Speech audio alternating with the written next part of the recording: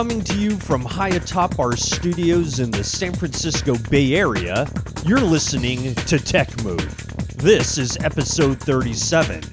In today's episode, this will be our NAB 2017 annual show. Here's some awesome interviews with reps from Panasonic, Manfrotto, and OWC. Plus, a very special guest appearance from DP extraordinaire, the one and only Philip Bloom. I'm Rod Louie, and with me is Keith Moreau. Get ready. It's time for another exciting episode of TechMove. Let's go!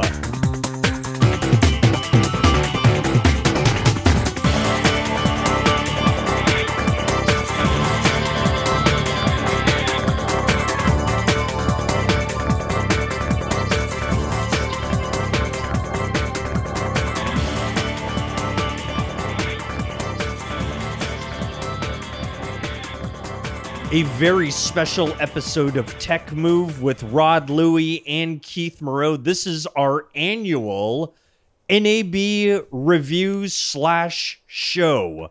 Yes. Keith, NAB happened in Las Vegas around April 22nd to about the 27th, I believe. And you were probably there like somewhere around the 24th for all the exhibitors and all that kind of good stuff. I am certainly pleased that TechMove is yet again represented in the media there at NAB. Incredible. I'm sure you were able to buck the lines immediately.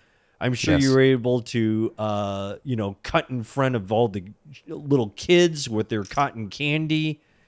Because we all know that those kids are just dying to get into NAB. But nonetheless, I don't think I saw any children. Actually. Right. Well, that's right, because you took their tickets, so they don't have any. But Keith, tell me a little bit about what you thought, kind of overall, of the show. What I know in our last discussion, we were kind of thinking that maybe not a whole heck of a lot was going to be going on during this NAB. Tell me I was wrong. Tell me I was wrong on that. No, you weren't wrong.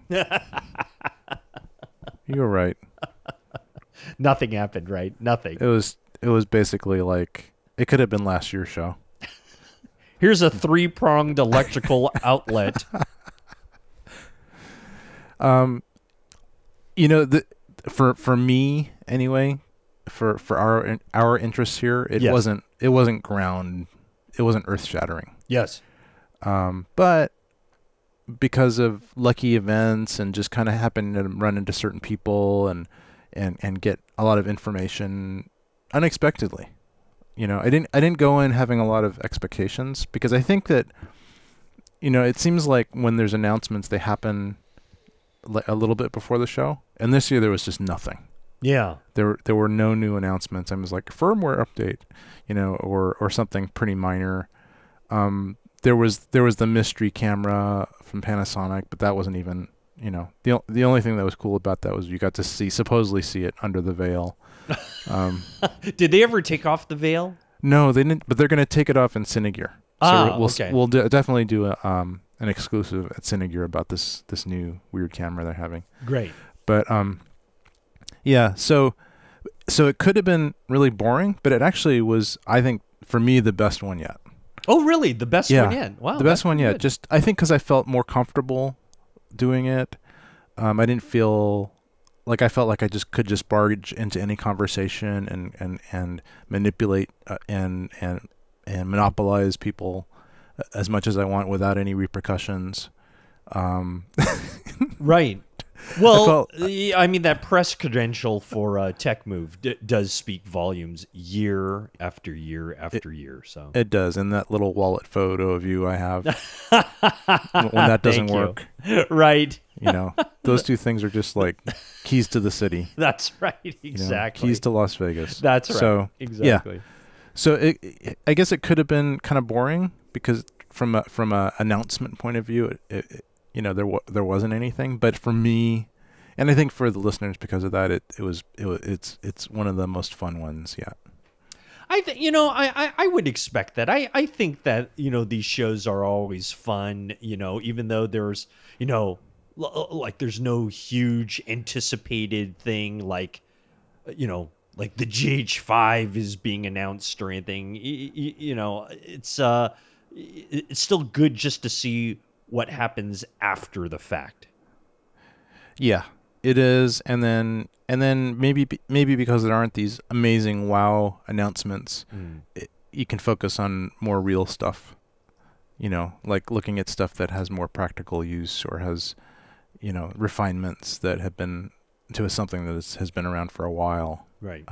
So anyway, yeah, for me it was great, and it was a good experience being there with Veronica again. It was great. We had a good time together. She's a great production assistant, and she aims that iPad with a lot of skill. Yes, and much thanks to her for capturing the moments that we need for content of our show. So much thanks goes to her. Yeah. Hey, and she's actually, I just have to say, she's really good at traffic control too. Oh, good. Because what happens is, we need a certain amount of space between the iPad camera and me.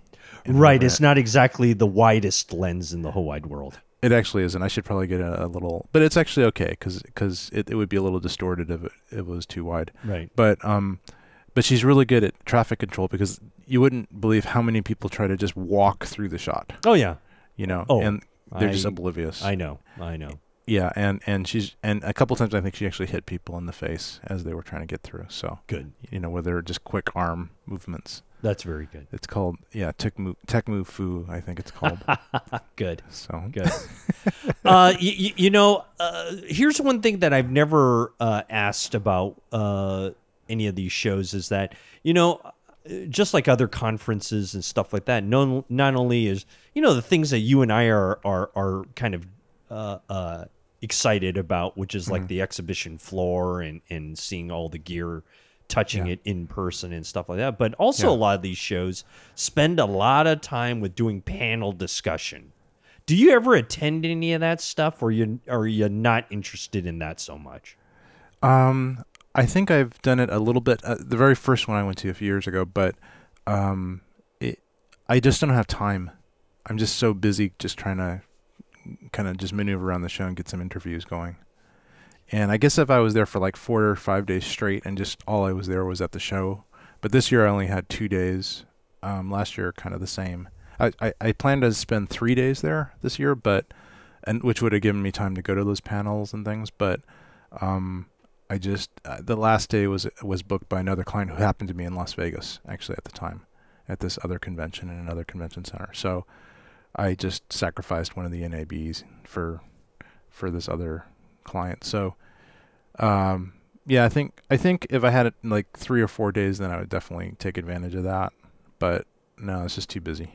That's fine. I mean, sometimes, when I attend certain conferences, some of those panel discussions are pretty much the same things all the time, And a lot of them they televise later, or they YouTube later. Sure.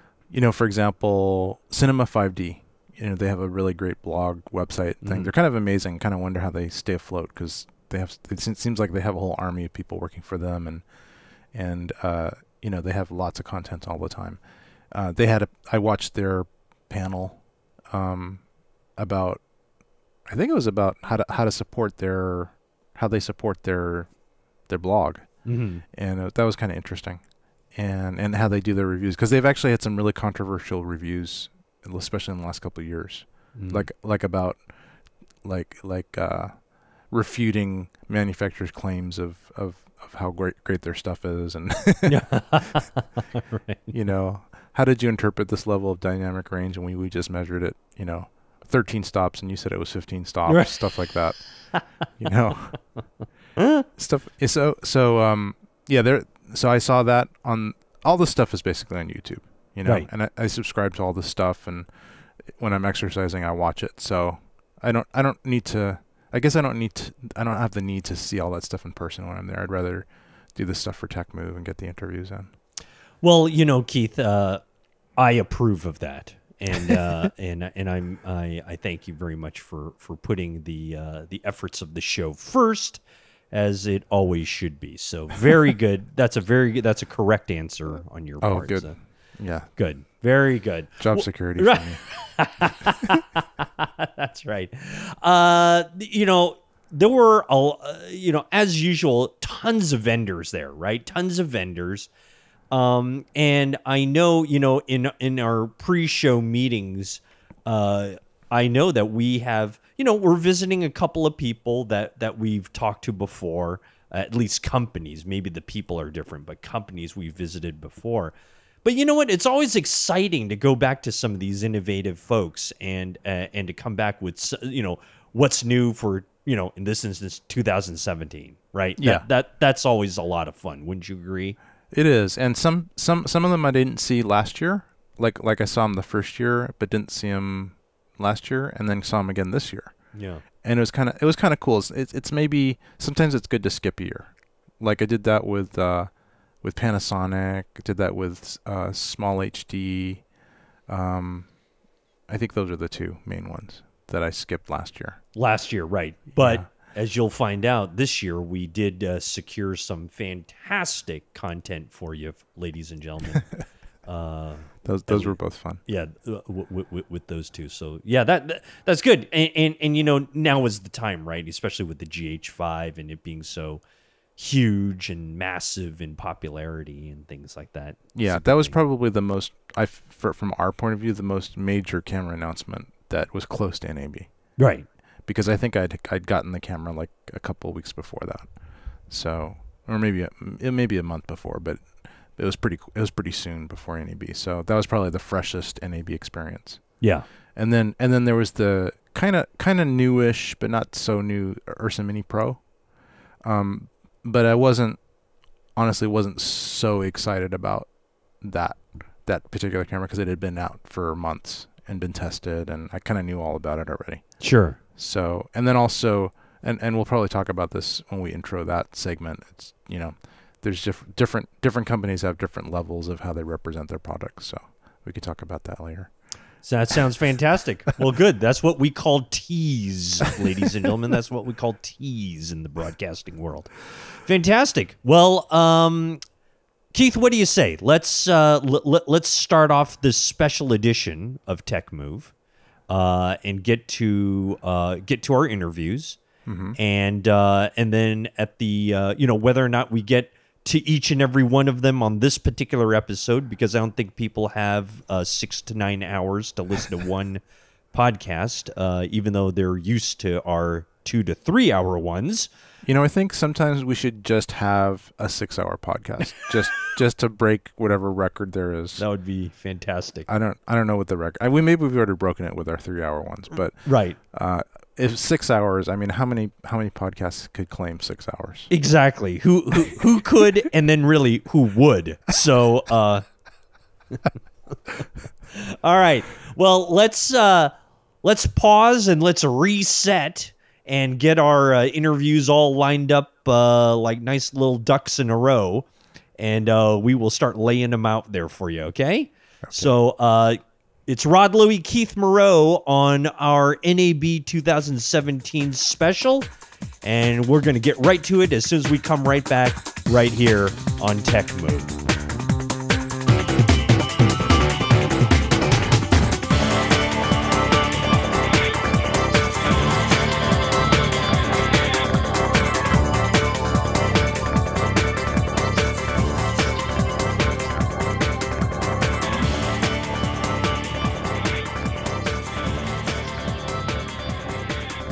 Reporting on the NAB 2017, it is Rod Louie and Keith Moreau here on TechMove, and we have another special guest, which I am very excited about, only because I am still wrestling between 2 different formats here of Sony and Panasonic, right? I mean, like what the Sony's come out like.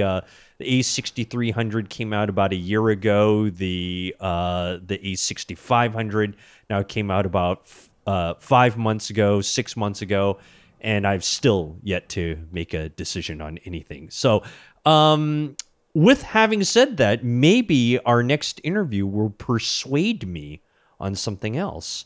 And Keith, you were fortunate enough, and I know you did this really for me rather than anyone else, and that is to secure some time with the good folks over at Panasonic, and specifically talking about the GH5. Mm-hmm. Mm-hmm. We have a man of great importance that you got a chance to talk with. His name is Matt Frazer. Yes. And you conducted a pretty extensive interview with him. Mm-hmm. Tell me how this came about. Yeah, so we went to the Panasonic booth, which I'm not sure if it's just because it's so popular or because it's just really badly laid out. But the Panasonic booth is just pandemonium. Every time I've been there, it's just been utterly crazy. Well, that's because every time they're introducing like new stuff, right? It's always like the GH4 or the GH5 or, whatever G series they've got going on. I don't know. I think it has to do more with traffic control and traffic engineering than the popularity of the product. But maybe not. That may or may not be true.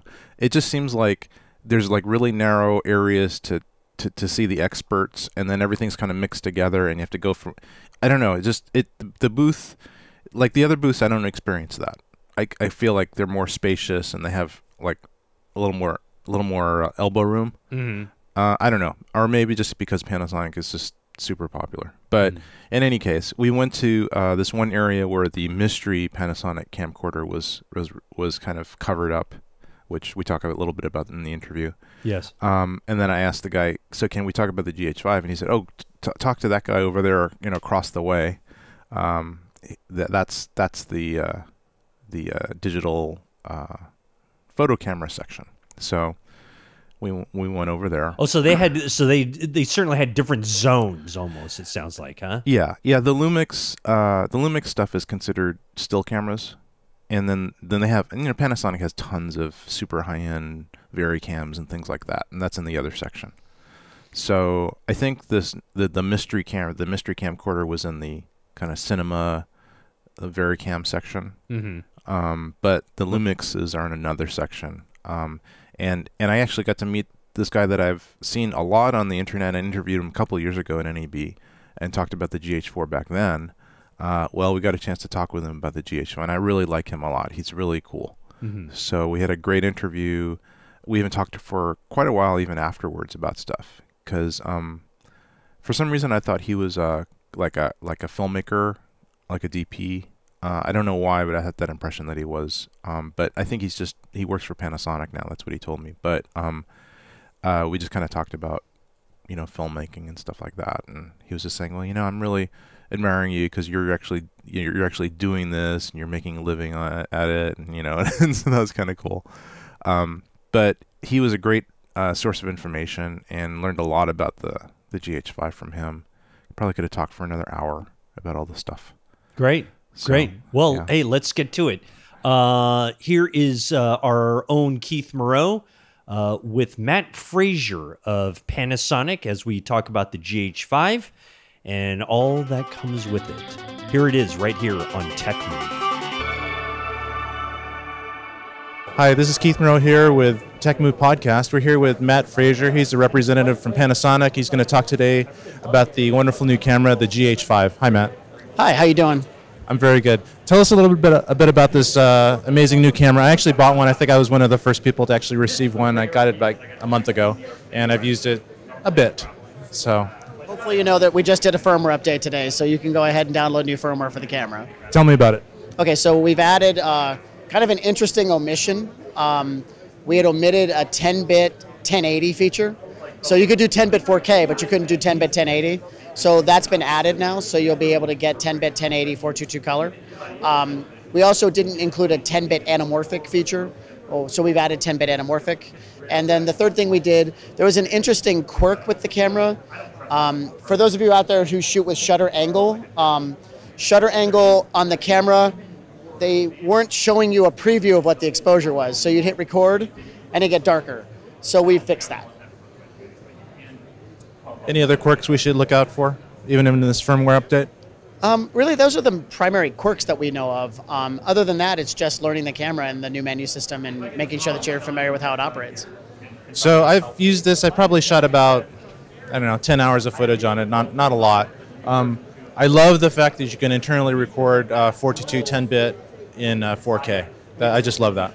Yeah, I think it's great. I think that's an awesome feature. I think an even better feature for me personally is the 5-axis in-body stabilization. So we're actually moving the sensor up and down, left and right. We have roll, we have pitch and yaw adjustment. And for me, it's sort of liberating because I don't always have to put it on a gimbal and balance it out to get that steady footage now. So if I just want to shoot something quick, or if I want to operate more incognito, it's great just to have a camera that looks like an SLR that I'm getting this amazingly steady footage with. That's awesome. So one of the things, and this is maybe a little bit controversial, so maybe you don't want to talk about it, but one of the things that I've been reading a lot about, I haven't personally experienced it too much because I haven't used the autofocus features on it, but one of the things that I've heard is that the autofocus is kind of hard to use, and maybe in some situations it doesn't work that well, in other situations it works great. So can you tell me a little bit about that?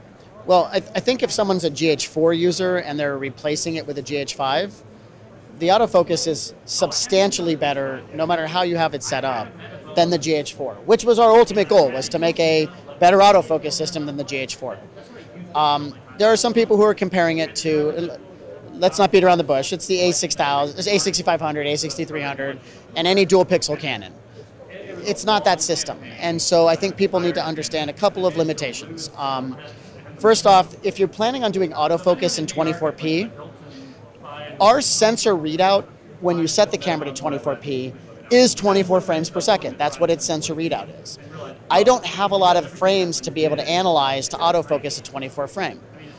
Some other companies who do autofocus quickly at 24, I assume they're probably processing 60 frames every second and then extracting 24, which explains the visual difference they probably see between our 24, which is very cinematic, and some other 24 systems that have a tendency to maybe look a little bit more like a video 24 frame. So the point is, we're not willing to sacrifice our 24p aesthetic to get faster autofocus. So first lesson, don't set the camera to 24p if you need fast autofocus. The 30 frame and 60 frame should work beautifully for autofocus. So that's the first lesson. Second lesson, use 60 or 30 frame if you need to rely on the autofocus system. And then when it comes to the settings, you know, our company's recommending using single point for the autofocus system. I personally get great results with the 255-point autofocus that's built into the camera and just allowing the vectoring algorithm to do its job, which is to track the subject. The customizations really have more to do with what you're trying to get the camera to do. So if you don't want it to be constantly hunting while it's locked on something, which all the autofocus systems have a tendency to want to hunt once it's locked on something because it's seeing minor movement changes or minor changes in the image. That's where the sensitivity comes in. You can dial it all the way down to locked on, and what you're literally doing is you're telling the camera, unless something gets in my way for a long time, I don't want you to change the focus point. I want you to stay where you were. So it's really just to tell it not to do that all the time. And then the speed is really just about making sure that it's not too fast to focus as you're transitioning, because that can sometimes look jarring or abrupt. That may sound complicated to some folks, but the fact is if you just leave it in the standard setting and at 255 autofocus, I guarantee it's way better than your GH4 ever was, and it will do a great job of tracking. So some people are saying use the 1-point autofocus rather than the 255, but you say that a 255 works for you? I get good results from 255 because I like to have it track my subject, and that gives me a greater area of tracking and a more aggressive use of our vectoring. Our engineers, they're recommending 1-point autofocus because they feel like for what people are trying to accomplish with it, which is a lot of the complaints are for vloggers who are turning the camera on themselves, the 1-point is probably going to be a little bit better for that. I think it's marginal, the difference. I trust the 255 for almost everything. So I'm going to ask you a question. I don't expect you to answer it, but we've been looking at the camera over there with a little cloth over it, It's covered. It looks a little bit like a AF100, whatever that camera was back in the past. So tell me about it. Well, the nice thing is, I can honestly tell you, and I'm not lying to you right now, I know nothing about that camera because I work on the Lumix division side, which is the consumer group, and that's from a completely different group. So I get the luxury of being able to honestly tell people I have no idea what that camera is. It's got a really nice cloth veil to it. Yeah, like covered in cheesecloth, muslin cloth, right? You can kind of see what it looks like. You just don't know what's in there. It looks very interesting. I have no doubt it's going to be something exciting. They won't tell me anything, and I've asked 5 people in the booth. Did they just take the covering of this off and chip off the plastic and stuff it into that case? I have no idea. I've literally not seen under the cloth. When they brought it onto the floor, it was under the cloth when they brought it onto the floor. Yeah, so nobody here knows except for a small group of people. I'm not one of those people. And thank God I'm not. I really don't want to know what it is at this point. So, Matt, getting back to the GH5, so I like to shoot 24p, but I also do a lot of documentary and things where I do want to see how the autofocus works. So one of the things that, now just comparing to the Sonys again, one thing I like about the Sonys is they have that, while you're recording, you can punch in the magnification, and I don't think the GH5 has that. Is that true? No, it can't do it. The reality is the way that we are writing the information to the memory card. Again, I don't have 100% confirmation from my engineers on this, so this is my hypothesis. Our punch-in would end up recording onto the image. So it's just the workflow within the camera and where that punch-in happens versus where the image is written. We just can't get around that right now with the way we write things. Okay, so my number one request would be figure out some way to divert the path of that from writing to just at least enlarge it on the viewfinder. If we can do it, I'm sure we will, but that's an if we can, and I don't think we can. Okay, anyway, getting back to the 24p autofocus thing. So suppose I recorded in 60p, which works better for autofocus, and then later in my post converted it to 24. How do you think that would work? Well, it'll have a little more of a video look, but the truth is that, and this is going to get this is going to create a flame war. I can already tell the minute I say it. Nobody listens to our podcast, so it won't matter. But here's my stance. If something is moving really fast in 24 frame and it needs to be tracked for autofocus, it is going to be a blurry nightmare as it's moving at 24 frames per second. You're shooting at a 48th of a second shutter speed. Movements in 24 are supposed to be slow, deliberate movement. And if you use slow, deliberate movement that doesn't introduce judder into the moving subject, the autofocus system will track that. If you're trying to induce a stuttered, blurred look in your 24p footage, it's not going to track that. So I think you can use the autofocus system for 24p as long as you use good technique for making sure that your subject isn't blurring as they're moving. Does that make sense as I'm explaining that? Yes, I do. Okay. I do understand. You basically can't do like whip pans. It doesn't really matter because it won't be in focus anyway. But at the end of that, you'd like that limb to be in focus. Right, and it will acquire. It's just going to be long to acquire. And so if you're using camera movements that don't introduce a lot of heavy blur, you're moving at the speed that the camera can autofocus for it. So that's my guidance. You don't have to like it. I'm not saying it's what you want, but that's the best way to use it. Okay, that's awesome. Anything else you want to tell us about the camera before we sign off? Well, I mean, it's got a lot more than just autofocus in it. I mean, the camera can do 180 frames per second for slow-mo. The camera can do 60 frame 4K, so you got a slow-mo for 4K. It uses the entire sensor size now, the width and height. So it's a wide-angle lenses are wider. The anamorphic mode on it is fantastic. So if you have people that want to use anamorphic optics, anything short of an Arri Alexa XT is frankly more compromised for anamorphic. There is no better anamorphic solution for this other than the Arri Alexa XT as far as I'm concerned. I think those are all fantastic features that we've added to the camera. And then one final couple of things, we have tools, like real tools for people to be able to use. Like if you look in the camera's menu, and you guys can clearly see the menu right now on this ultra-wide lens, we have waveform monitors built right into the camera now. So if I'm lighting my scene, I can now read my information correctly and get it properly lit. If I want to white balance, it's no longer a guessing game. I've got a vector scope now, so I can white balance and black balance the camera at this point. So there's a lot of tools built into this camera right now. And then in the future, you're going to get a 400 megabit all intercodec for 4K up to 30 frames per second. So your editing should become just that much easier once we offer that firmware update.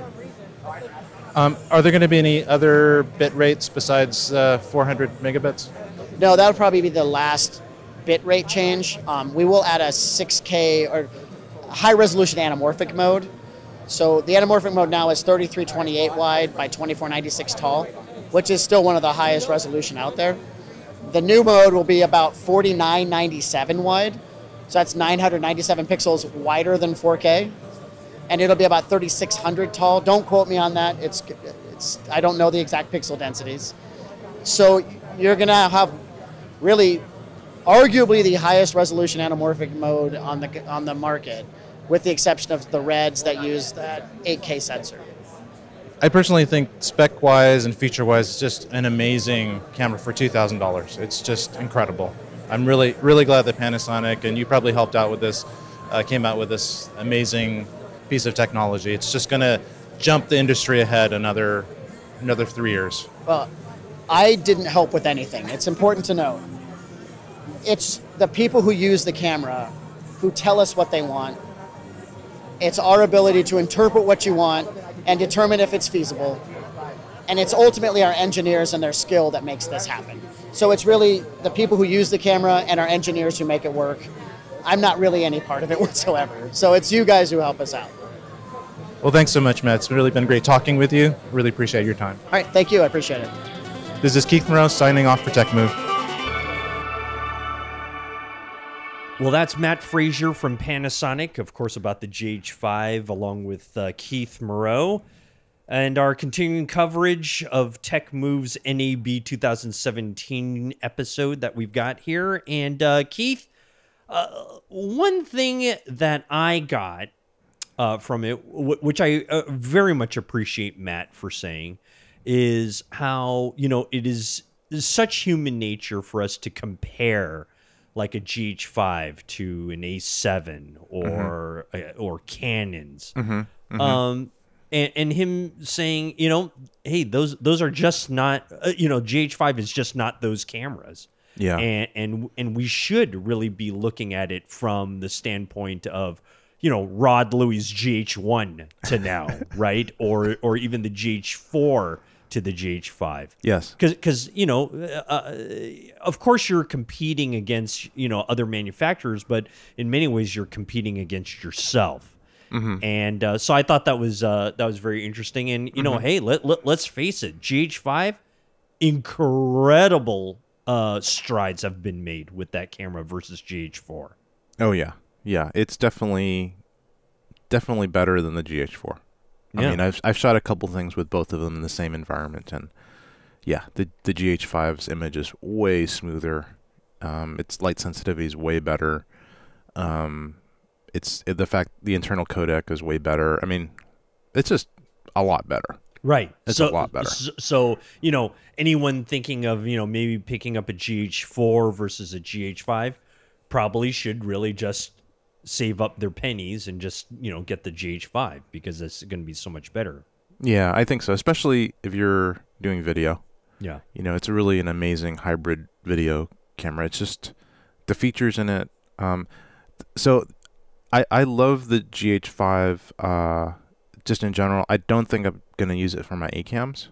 It will not be your A camera. I don't think it's going to be my A cam. You've had time to work with it now, yeah. Right? I mean, since even this interview with Matt, where at the time I think you had done about 10 hours of shooting at that particular time. Now you've had a little bit more of a process with it, correct? A little bit more of a process. I still need to take it exclusively on like a run and gun type thing and not use other cameras. But I had this one shoot where it was like a 6 or 7 camera shoot. All these cameras set up at once. I had 3 Sonys. I had the FS5 and the 2 A7S 2 and the A7R2, and I had 2 GH4s, and I had this GH5. So they're all kind of filming the same scene, different angles, but the lighting's similar. Could work with the GH5 in post really well. I was using the native lens on it, really sharp, easy to blow up or change, kind of shift around image quality. And it looked pretty good. There's just something, and maybe it's a tuning process, but there's just something about the image that's a little bit flatter than the A7 series. I think maybe it's just the sensor size and just the quality of the sensor. It's way smoother than the GH4s though. The GH4s have this kind of blockiness, kind of a grittiness. It's a lot less gritty than those. So that part's really cool. There's just something about it. It's not quite as filmic as the A7s, and it could be that the GH5, I just need to tune it better because I haven't spent a lot of time at it. The main thing that I'm regretfully on it is that the autofocus is okay when you set it right, and that part's fine. But the fact that you can't check focus while it's recording, and I even talked to Matt about that in the interview, is kind of it's a huge thing that's not there, and that is present in the A7s. And that means when you're actually recording, you know, not before you're recording, before you hit record, but when you're actually recording, you can't zoom in at that point and check focus. You have to rely on peaking or maybe an external monitor to see if you're really in focus. And that's an option. But if you're just doing run and gun, maybe you have it up to your eye. You don't really have an external monitor. You have just the camera. Right. And with the A7s, you can actually zoom in. You can double it and kind of fine tune the focusing. And when you're doing shallow depth of field stuff, or even, even not as shallow with the GH5, you still can be a little bit out of focus. And then to rely on the autofocus in the GH5, which is good, but still maybe not as good as like the A7R2, then how are you going to make sure things are in focus? Because peaking, I haven't found that peaking works really well on any of these cameras for focus aids. I find that you almost better just looking at the viewfinder than using peaking, just because you don't know if you're going to be in focus with peaking. And really, external monitors are probably the best. For if you have the time, like if you're in a semi-stationary situation, yeah, definitely use an external monitor. That's what I use all the time when I'm not moving around. But sometimes you're not. Sometimes you're looking through the eye viewfinder, and that is where that zoom in, little button, assignable button near your finger. Yep. Is a great tool on the A7s. I use it all the time. And I don't want to have to stop recording, focus, and then come zoom in and then come back. I want to be able to do it on the fly. Right. So that's I wish that they had added that, or they could somehow, and technically, and I even begged Matt for them to add it. And he said, I'm not sure it's possible, but we're looking into it. Sure. So anyway. Well, the neat thing also, and I think this is actually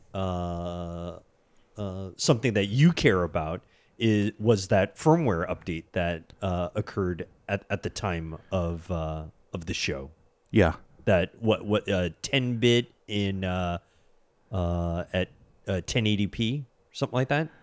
Yeah. I personally, I mean, I'm glad that they did that. I personally don't care about that because I would never ever shoot that camera at 1080p. Oh, you would not? Nah.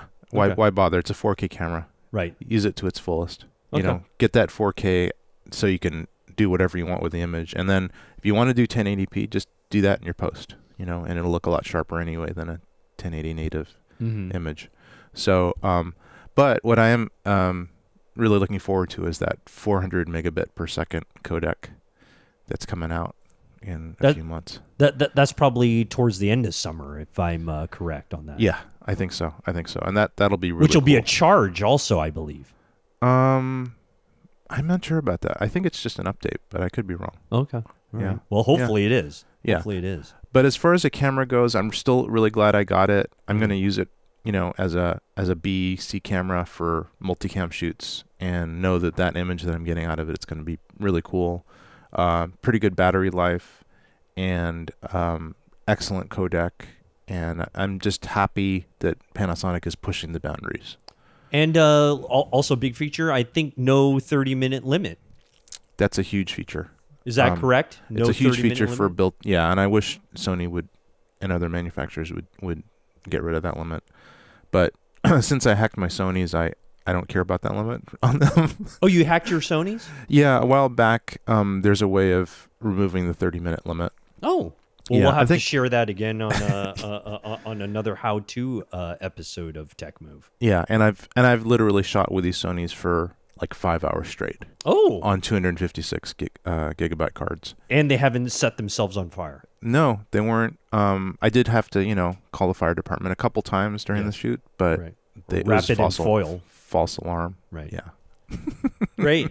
All right. Well, hey, that's good stuff. Okay. Matt Frazer from Panasonic. Thank you very much, Keith. You're welcome. Another tremendous get for us.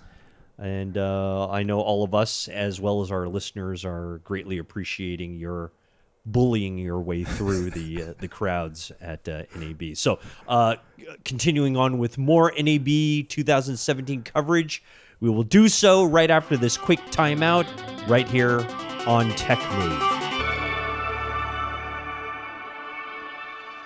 It is TechMove and our continuing coverage of NAB 2017. Keith, you ran into some of our old friends at OWC, isn't that right? Right there on the floor? Oh, yeah, I did. I actually had to search for them. I think it turned out to be the very, very last interview that we did the whole show. Oh, okay. Yeah, it was, we were I think, going to leave the next day. Actually, no, I had another shoot at this Oracle conference the next day. Mm-hmm. So I had to finish up that day. And one of the things I really wanted to do, because I actually haven't done an interview at NAB with OWC, and I have tons of their stuff, Right. And yeah, so searched them out. It was really funny because it's actually sometimes kind of hard to find these vendors. They have like a list of the number, like the aisle and row. Correct. That they're in, but it's kind of confusing about like where to find them. Because it's almost like it's not like addresses on a street. It kind of skips around sometimes. Right, exactly. Yeah. And then they list down what the, other vendor next to them is, but if you don't know who they are, then it really doesn't matter. Yeah, yeah. And I guess there's some technology like a map or something like that, but I couldn't get the normal high-tech stuff that I had in previous years, like the NAB app wasn't working, or maybe I forgot my password or something stupid like that to it. But anyway, I was going down the aisle and I asked this lady, so do you know where this number is? Because it was close to her number. Mm-hmm. She was in some small booth, kind of like alone, and nobody wanted to. She's doing palm reading probably, right? Or refreshing the ink wells in the free pens you get. I think it was some kind of technical product. But I don't know exactly what it was. Yeah, but sure. So I asked her, and she said, I think it's down that way, but here's a hint. Do you see these little teeny little stickers that are on the floor? They actually have the number of the booth on them. And I looked down, and these little really nondescript stickers are there under pretty much like on the corner of on the carpeting.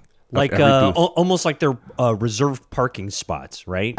Kind of, yeah. It's kind of like gaffer's tape that's just been stuck down, like a little gray, but it's a really low contrast. So you can't, your eye just wouldn't see that. But it was like kind of like the most useful hint I ever got at NAB. So I'll be using that for Besides, the future. where's the restrooms? But that's good.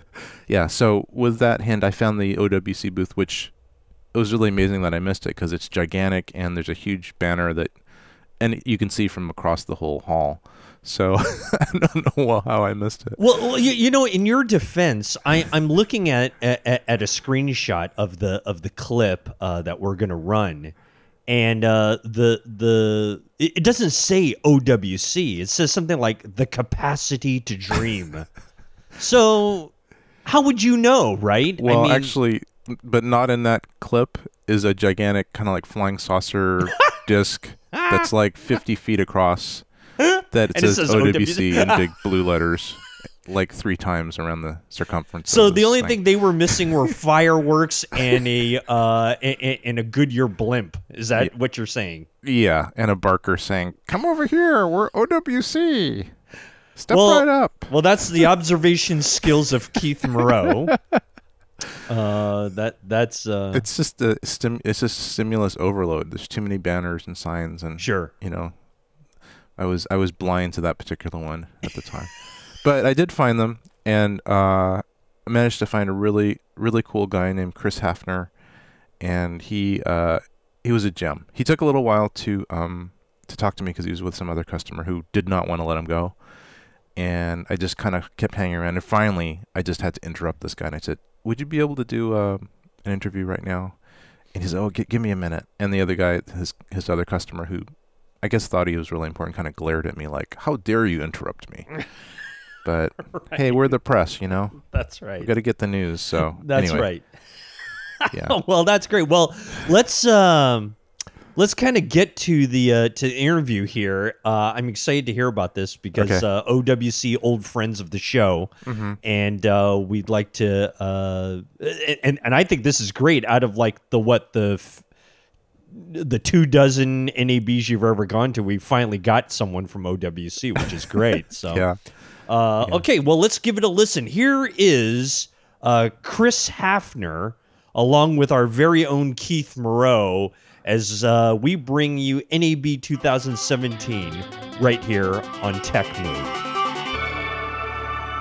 Hi, this is Keith Moreau from TechMove Podcast here at NAB 2017. We've got Chris Hafner here of OWC. I have about $300,000 worth of OWC products over the years, and actually OWC has been a sponsor of TechMove in the past. So I actually did a little pre-interview with Chris, and we talked about what I wanted to talk about. And so first, Chris is going to give us an overview of just OWC in general, some of the Thunderbolt stuff, and then he's going to do a deep dive into some of the enterprise stuff, which is something I'm interested in. So how's it going, Chris? Good. So starting with Thunderbolt, as you mentioned, some of the coolest items are the most simplest ones, like our Thunderbolt and USB 3 drive dock. A lot of interest in this. I mean, countless people keep coming up and telling me like, this saved my butt so many times. This is the best thing ever. And it's so simple. I mean, there's 2 bays for 2.5-inch or 3.5-inch hard drives, separately powered, and the power supply is built in. And you have the option of going Thunderbolt 2 or USB 3 on that. We also have a USB 3 only version of that. Same awesome features of being able to power it on and off at each drive independently. Just straight USB for somebody who doesn't need Thunderbolt. So, What type of speeds do you think these can throughput? you're talking about what drive you're using. That's really what is going to determine the speed on that, because Thunderbolt, there's so much bandwidth in Thunderbolt. It really comes down to what drive you have on there. So that'll vary. So, for example, this SSD here. The Extreme Pro 6G, Mercury Extreme Pro 6G SSD, you're going to be up in the 400s, hitting 500s even. It can be pretty fast. We have benchmarks on our website. You can check out any of our SSDs to see what individual ones have benchmarked at, because it does depend on the type of data that you're using too. I don't want to get too techy, but No, that's okay. incompressible data rates are different than compressible data rates. What does that mean? So things like media files, a lot of those be considered incompressible data. They can't really be compressed anymore when they're on the storage. So those would have a different data rate than just normal like document files would be, because those can be kind of compressed on the fly and when they're stored in the flash modules on there. So different SSDs will get different data rates with different types of data, which just goes to show there's a lot of options out there, and there's a lot of needs for different types of SSDs. It's not just like, oh, you need an SSD. No, you need a certain kind of SSD for what you're doing. And obviously our SSDs, we have a very big focus on making sure they're qualified for different types of cameras and different types of media systems. So I'm talking a lot about that, so we can stop there. No, that's okay. That's great. See, the thing about TechMove, it gets really geeky. So we don't mind. In fact, we have a segment called "Put Me in a Coma." So your segment could be part of that if you want. But actually, let's Anything else you want to talk about regarding some of the new products? Well, the Helios PCI Express expansion chassis that have, it basically takes Thunderbolt to PCI E cards. So you can put in like an eSATA card, some of our, Excelsior E2s. So really it's about expanding the functionality of your Thunderbolt equipped Mac or PC. So for example, I could have a MacBook Pro with Thunderbolt, and then I could plug a Thunderbolt cable into this, and then could I put a graphics card in there or something like that? We won't do graphics cards. Graphics cards are a whole can of worms that we probably don't want to get into today, but we did announce that we're working on an external GPU box, Thunderbolt 3, doing some support for graphics cards externally, which has been a really requested feature. So, okay, so for example, you could put maybe an eSATA card into here. Yeah, or a 10 gig Ethernet card, eSATA, mini SAS, USB cards. You could put, as long as the driver supports Thunderbolt, you're good. So, great. Well, that's a good segue because you mentioned mini SAS. And so we're going to maybe transition, because I know that mini SAS, you can give us all the definitions, but it stands for serial. No, you can tell me what it stands for. SAS stands for Serial Attached SCSI. Okay, and I remember SCSI back from the old days, like 30 years ago, when it was like these big things that looked like parallel printer cables. In fact, I actually worked for a huge hard drive company back in the day called Jasmine Technologies, which was like in the mid-'80s. And they were like the first external hard drive companies for the Mac. And they lasted like 5 years, and then they were super big, and then they just disappeared. But so I remember at one point I was actually in their repair department or their tech support department, and we had like 3,000 of these SCSI cables stacked up because they were always going bad. But so it has something to do with SCSI? Everybody hears SCSI, and some people kind of hear SCSI and they think it's like a bad word. Because they remember the complexity of like the old school SCSI, right? But it's just a protocol, right? Yeah. So with SAS, you kind of think of it more as like the bigger brother to SATA. In what way is it the bigger brother? So there's multi-channel capabilities in it. It's kind of just more this is me kind of summarizing it, but it's kind of like the more enterprise version of SATA. Where SATA is kind of focused in on consumer level. SAS is definitely geared more towards an enterprise level. So accommodating, like HBA failover capabilities in a larger, storage system. Oh, but of course, HBA failover capability is so important to me. Yeah. What does that mean, actually? So think about a system where there could be two controllers in there, and if one controller goes bad, they're connected to the same drives. But if one controller goes bad, the other one can take over. But both kind of need to still communicate with the drives, even though one may be doing the sole access to it or controlling it. They're both kind of communicating to do a failover if necessary. So, got you. So if one card goes bad, the other card knows what's going on, so it can just take over right away. Yep, that's one of the features in there. Another more obvious feature is the serial attached SCSI can actually go up to 12 gigabit per second, where SATA is at 6 gigabit per second. So. Okay, so a single connection can actually has twice the bandwidth.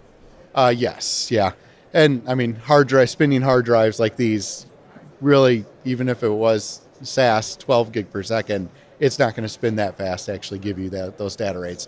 So really more about solid state SSD type storage. Or perhaps if you have an enclosure that is rated and has a faster throughput because you're combining all these drives. Still going to be limited on each drive, can only go so fast, so the data coming off that drive is going to be one of the limiting factors in a situation like that.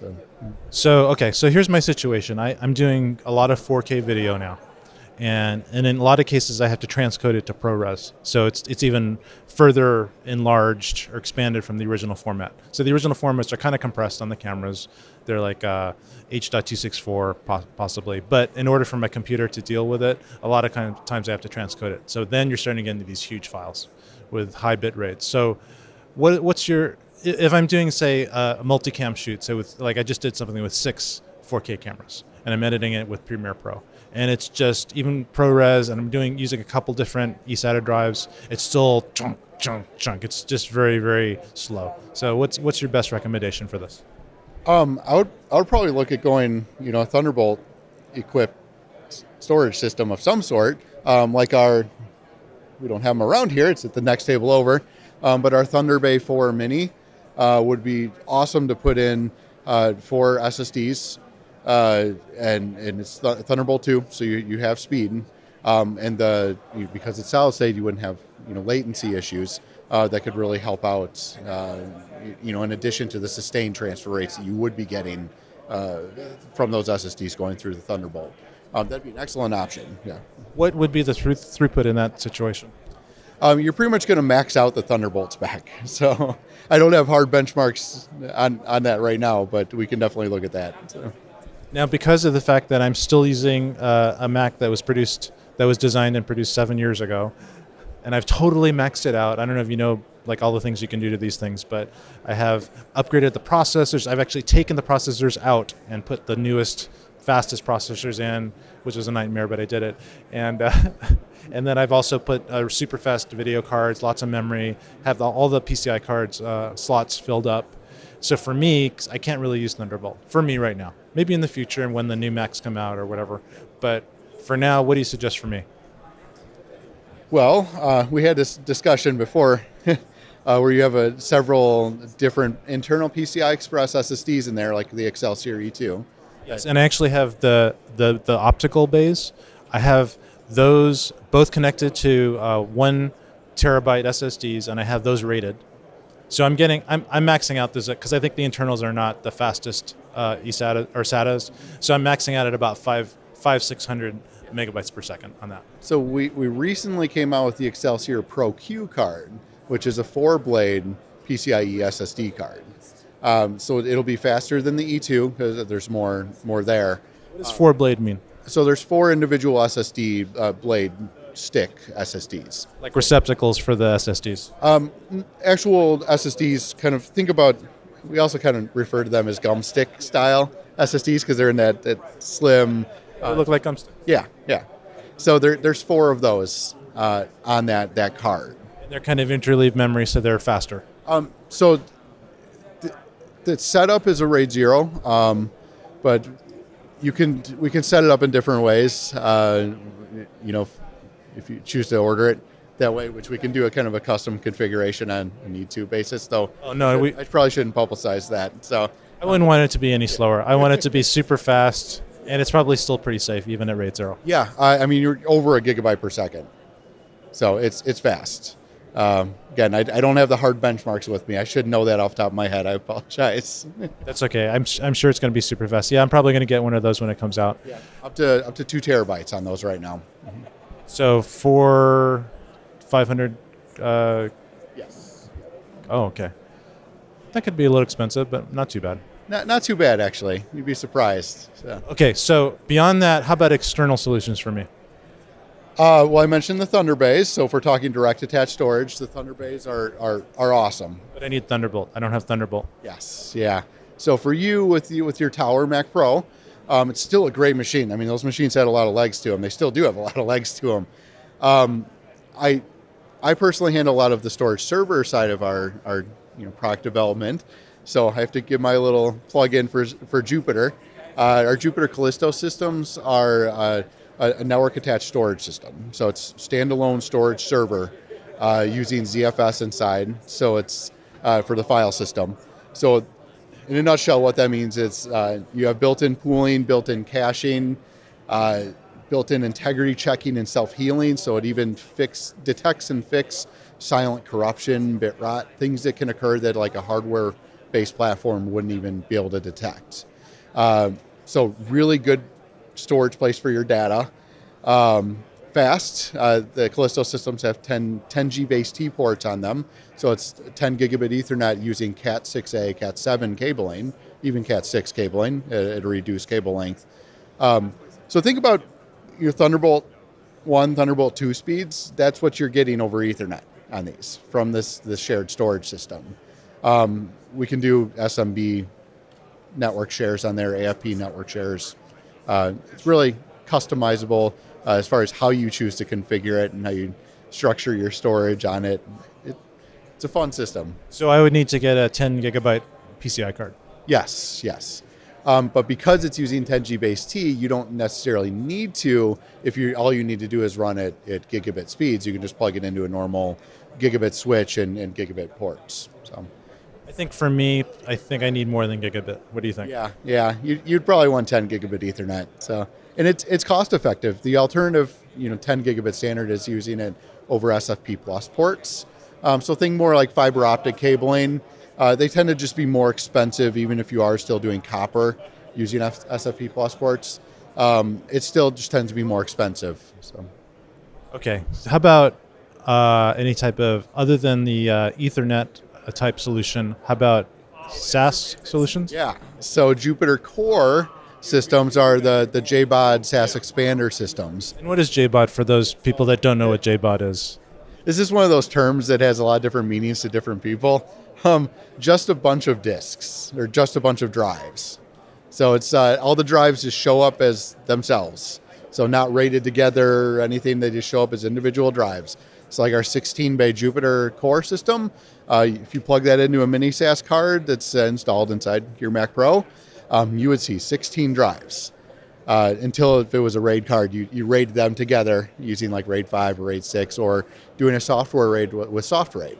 SoftRAID is an awesome RAID utility program. I actually have SoftRAID. Yeah, it's awesome.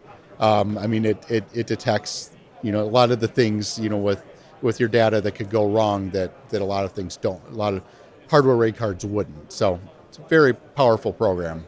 Okay, so here's a scenario. I take out one of my PCI cards because currently I have them all. It's all filled up. I only have 4 slots. I put in a SAS card, mini SAS card or SAS card. Just what type of card do you recommend? And then what on the other end, what type of enclosure? Well, we have a Jupyter HBA card that would work great. It's the JBOD setup and using it with SoftRAID. That'd be an excellent option. There's other third-party cards like from Addo Technologies that do an awesome hardware RAID and give you RAID 6 capabilities. We have quite a few options that you can use on that front. Another thing you can do with mini SAS as well, like if you plug in the Jupyter HBA, you can actually get a breakout cable to go from mini SAS, which is basically 4 lanes of SAS. You can break that out into 4 individual eSATA cables. So with several eSATA cards inside your system, you could actually consolidate, and free up some extra PCI slots by using a mini SAS card and breaking that out with cables to go to individual eSATA ports. Okay, so how much is the eSATA card the SAS card that you recommend? Don't hold me to this, I believe it's about $250. Wow, that's cheap. No, that's not right. I'm thinking of a different one. It's less than 1,000. 4 something, I believe. Yeah. Oh yeah. Less than 1,000 for sure. And then that has just 1 port? 2 ports actually. Okay, so each of those ports could have 4 eSATA splits. Yes, correct. So you could actually have 8 eSATA ports coming off of that one card. Oh, I think I see this card in my future. And this is totally warranted and guaranteed by you guys. If something goes wrong, like it doesn't work with my OWC drives, give us a call and we will help you out. Yeah, we'll take care of you. And then this enclosure that I could plug the other SAS cable into that would hold multiple drives and be rated with SoftRAID or whatever. Yeah. What does that cost? That's starting in the 3,000 range. We have a lot of different size options, 8-bay systems and 16-bay systems. It's starting in the around $4,000 range. Now, can I populate with my own drives, or are they supplied? We do have a couple configurations that are half populated, but we sell them pre-configured with drives. So. And are they pretty much just enclosures with power supply and SAS connections? Currently, they are rack storage systems, so they are bigger, designed to be rack mounted into a server rack. But yeah, you could put it just on a tabletop if you wanted to. you wouldn't necessarily want it on your working tabletop. You know, they can get a little noisy being a rack, but we have temperature controlled fans in there to help try to keep the noise down a little bit. But yeah, they are designed to be put into a rack. So. Okay, so I think I was really lucky to find Chris. He had the precise solution for me, and I think I'm going to be buying some more to add to my hundreds of thousands of dollars of OWC equipment. I'm going to add a few more $1,000 of purchases in the near future.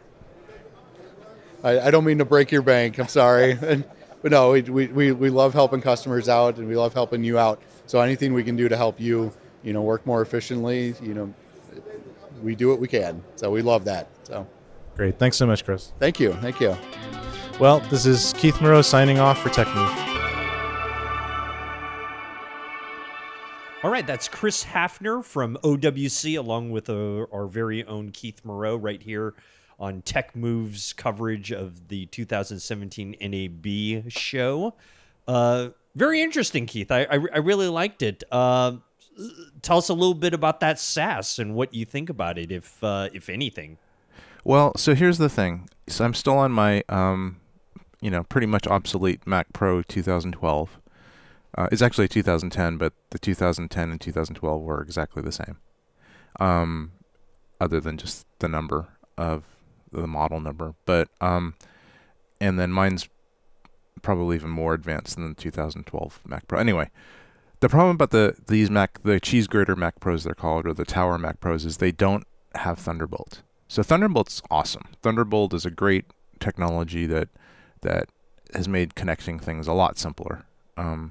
It's basically like just a super fast PCI bus connection that's coming out of your computer and going into other devices, and it's really, really fast, and it's simple because it's like one little cable, not a huge cable with massive connectors on it. The problem is I can't use that on my main editing system, even though it's still really powerful. So one of the things that Chris suggested was a SAS solution, and SAS stands for Serial Attached SCSI. And it's just basically an extension of the old SCSI protocol from 20, from 30 way years back ago. when, right? Way back when. I think I even mentioned to Chris that I worked at Jasmine Technologies, and they had SCSI drives, Yep. with these big gigantic parallel ports. I had one. Yeah, and so that big gigantic parallel port was kind of squeezed down to like a 4 or 5 conductor cable and turned into serial data. So I think the underlying protocol is SCSI, but the way the data is transferred is much more modern. Even though that technology is still probably 10 years old. But anyway, so he turned me on to this because, the thing is that it's kind of like Thunderbolt in a way. It's a lot like Thunderbolt. It's maybe not as versatile as Thunderbolt, but it's got maybe speeds that even beat Thunderbolt. So that was kind of cool because none of the other connections that I have, like eSATA, USB 3, none of those other connections that I can actually use are really, really that fast, potentially. Mm-hmm. They can only go, maybe if you're really pushing at 400 megabytes a second, and that would be like totally optimized. I think mostly they kind of top out at about 300 megabytes a second. So the SAS can actually go like 2,000 megabytes a second. Oh, really? Yeah. So, which is, that's at Thunderbolt speeds. Thunderbolt 2 speeds, I think. So, anyway, I got really hot on this because I have to somehow enhance my storage capabilities for all these projects that I'm doing because I'm having to transcode them to ProRes. And the ProRes takes a huge amount of space, and it actually requires a faster drive because the ProRes files are a lot bigger, and when you have multiple streams going, it just adds up quick.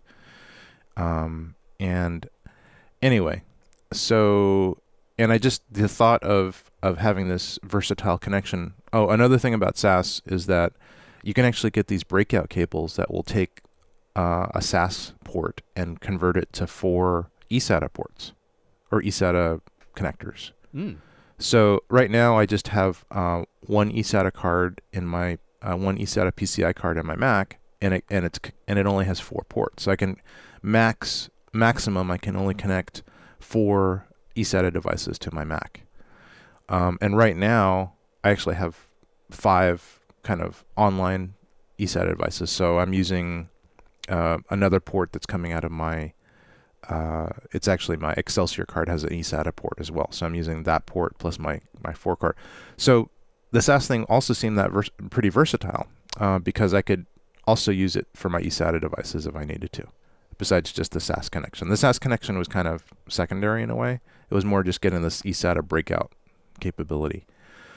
I had previously looked at another booth, Atto booth. Atto's a major manufacturer of cards, and they still support the Macs, even the Tower Macs like I have. Oh, okay. Yeah, and they have a lot of these cards. They're called HBAs.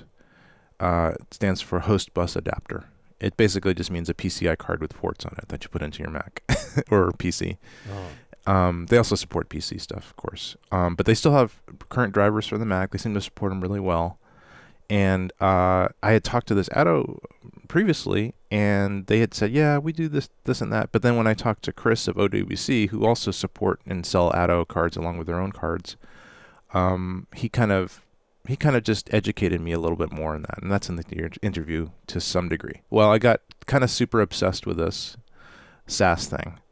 Read all about it, decided to order a bunch of SAS stuff from OWC, ordered one of these Atto cards that actually has 4 SAS ports in it, which means potentially I could have 16 eSATA drives connected to it. Or I could get what's called a SAS expander enclosure.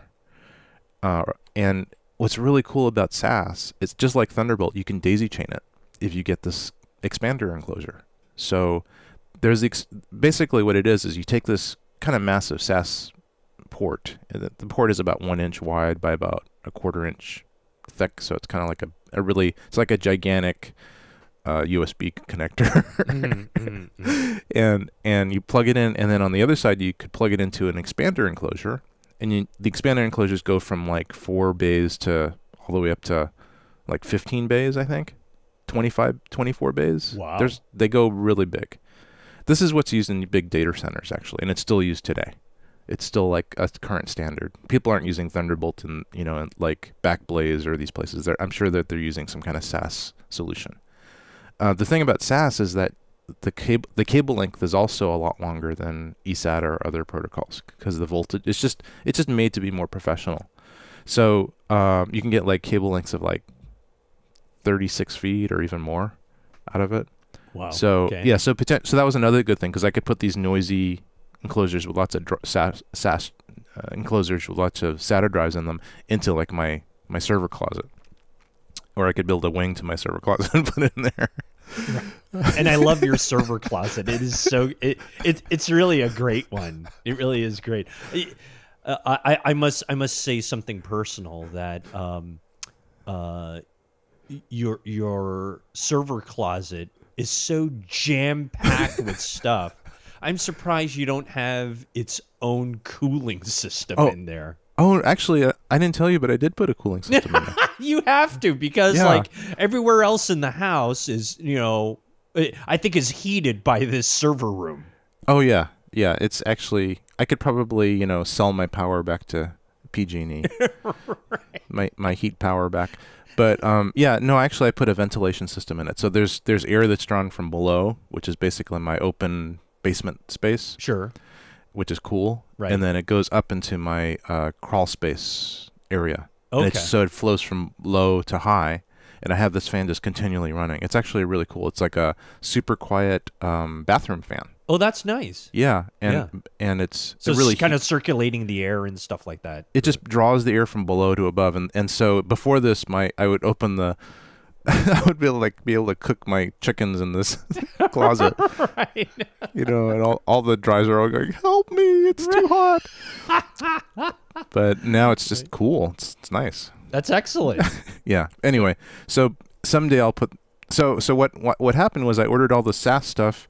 The Atto card from OWC, blah, blah, blah. I ordered some cables. I ordered these breakout fan out cables from SAS to eSATA to support my other drives. And I ordered and I thought I was going to get this OWC, a couple weeks ago. This is a little bit after NAB when I ordered all this stuff. and because I even ordered it like rush so I can get all this stuff going, and for some reason OWC couldn't supply this card. They kept being back ordered on it. Oh, okay. And it was kind of annoying because I really wanted to get the solution up and going because I had this huge project I needed to edit that needed 20 terabytes of ProRes stuff online at once. Wow. And so I just looked on eBay and I found the same Atto card used, but from a very reputable vendor for like, instead of like $700, it was $200. Oh, okay. Yeah. Not So bad. not bad. Not bad. And so, and then there's like a little like 30-day return policy. So I just ordered it, got it in a couple days, really quick shipping. I also found a amazing deal on Amazon on a SAS expander box. So basically, a SAS expander box is kind of like a Thunderbolt enclosure, you know, like you can buy from OWC or other places where there's like an in and an out port. So in an expander enclosure, in the case of SAS, there's an in port for SAS and an out port, and you can daisy chain them. So if I got another expander box, I could actually plug it into the back of that, and you can theoretically chain them basically forever. And the SAS bus has such a fast speed that you don't really lose any quality or any speed when you do this, as long as you're not doing too many of them at once. Anyway, I had all these old Seagate 2 terabyte drives that I just kind of taken out of my old boxes as I kind of aged over the years, and I think we have like truckloads of 2 terabyte drives laying around, right? So I had this. I got this amazing deal on Amazon of this Sans Digital 12 bay SAS expander, and I didn't really know about these things at the time, like what the prices were on these things. But it was like $400, and I said, "Oh, this is kind of cool. I could just order this and see if it works, and return it or whatever." It didn't, and so I ordered it, and I got it a couple days later. While in the meantime, I was looking at other SAS devices, and I looked at that same one to see it, and the price had jumped from like $400 to $1,300. Apparently, I don't know how or why this new SAS expander was so cheap, but I got a really amazing deal on it. So I got it all populated. I actually used my old Mac Pro to kind of do all the population with all these 2 terabyte old drives. Got the SAS card, put it in there, worked perfectly, did some tests. Had a few little issues, like one of the Seagates just died. I'm using a program called SoftRAID. So it's actually just seeing all these drives in the SAS enclosure as a bunch of individual drives, and then the SoftRAID merges them all together in whatever RAID configuration I want. So I basically converted or configured this SAS enclosure to RAID 5. So there's 12 drives that are all working at once, and if one of the drives goes down, I can pop in another drive, and then it'll resurrect it in like 8 hours or whatever, however long it takes. So these drives are kind of slow. They're like the old low power Seagate LPs. They're slower RPMs than the really fast ones that you'd probably want for performance. But even with that, it's still pretty fast. I got something like 700 to 800 megabytes per second speed on that SAS enclosure, just with these old drives, which is pretty good. Yeah. I mean, that's like twice as fast, 3 times as fast as any of the drives that this eSATA drives that I have now, that are also RAID enclosures. So anyway, it's long story short, I am now using this populated SAS enclosure to do editing with all my 20-something terabytes of ProRes files on it. So I've got my SAS card in my Mac. I've got it connected to 6 eSATA drives with the fan-out cables, and then I've got one SAS port used for this gigantic SAS expander enclosure. Wow. And I have more SAS enclosures. I have another SAS enclosure that I got off eBay on the way. The same one. Got it for about the same price. And then also I ordered 13 6 terabyte drives. How many? 13. That's excellent. Yeah. So I'm going to have... well, depending how I configure it, I'll have like 50 terabytes of super fast storage. That's excellent. Yeah. Which will last you for about a month. It'll be about a month at this rate. Right. Yeah. Oh, wow. But yeah. And then eventually my Mac is just going to go, I'm done. Right. You've expanded me too much.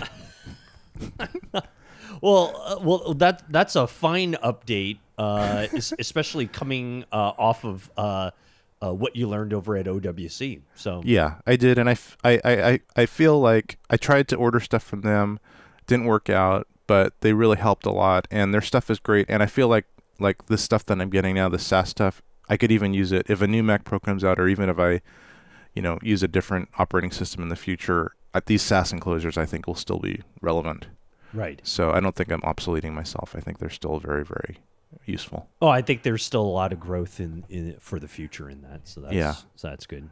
Yeah. Hey, I mean, you probably thought that way about these 2 terabyte drives that you had lying around, right? So no. So and look at how you're going to put them to use. So yeah, they're that's still a great thing. They're still useful. Yep. Yeah. Absolutely. All right. Yeah. Hey, great interview. Again, the folks from OWC, specifically thanks to Chris Hafner for spending some time with us. Let's take another time out here, and we will come back with more from the TechMove live coverage of NAB 2017. We'll be right back. In our continuing coverage of NAB 2017, it is TechMove with Rod Louie and Keith Moreau. And Keith, now what I'd like to do is I'd like to present another interview that you had so graciously done for us with the fine folks over at Manfrotto. And I think you had met up with, I couldn't tell if you knew this guy before, Giuseppe Dilauro, I believe. Hopefully I'm not butchering it too much, but I think I'm pretty close. I think it's right. Giuseppe introduces us to a new Manfrotto product that looks, pretty good. Yeah. Did you know this guy previously, or is this the first time you've ever encountered him? First time I've ever encountered him, I just walked to the Manfrotto booth. I knew I wanted to talk about this particular tripod head. Right. And just found somebody. Usually what I do is I just talk to random people and say, who do I talk to get an interview? And then they usually point me in the right direction. Anyone with a vendor shirt on, right? Anyone with a vendor shirt, you just say, hey, is somebody willing to get on camera and talk to me? Yeah, yeah. And the thing about the Manfrotto area is they're owned by this other company that pretty much owns every tripod company in existence. And it's kind of like, I think it's Vitek. Oh, okay. Yeah. And I think they also own, I mean, I could be totally wrong, but I don't think I am. Let me just look it up. Yeah, it's called the Vitek Group. Okay. And I'll just tell you like some of the things that they own. Vitek Group is a UK company. Mm-hmm. And it's kind of weird because they have different divisions. They have broadcast division, photographic division. So in the broadcast division, Vitek owns Anton Bauer, AutoCue, AutoScript, Bexel, Camera Corps, The Camera Store, Light Panels, O'Connor, Off Hollywood, Paralinks, Sackler, Small HD, Terralink, Vinton, and Wooden Camera. And in the photographic division, they own Avenger, Colorama, Gitzo, Lastolite, Manfrotto, and National Geographic. So they own a lot of stuff. Wow. So when you go, so their booth is kind of like it's kind of like a little city. It's like a collection of all these different brands, and they're all kind of grouped together. And they have some kind of common representatives, but because of that, it's kind of chaotic too. Yeah. So, and I think they have a lot of RF interference in their booth. Oh, is I think some of their a lot of radio waves going on and stuff. Yeah, I think some of their products are actually broadcasting type products. So okay, there's a lot of interference going on there. Right. As you'll find out in a couple of the interviews that we did in that booth. So anyway, yeah. So I found this guy. He was really nice. He's Italian. He's got a really thick Italian accent. With a name like Giuseppe. But my guess was that he was Italian. That would But be like my not guess. Italian American, like Italian, like Right. from Italy. Right.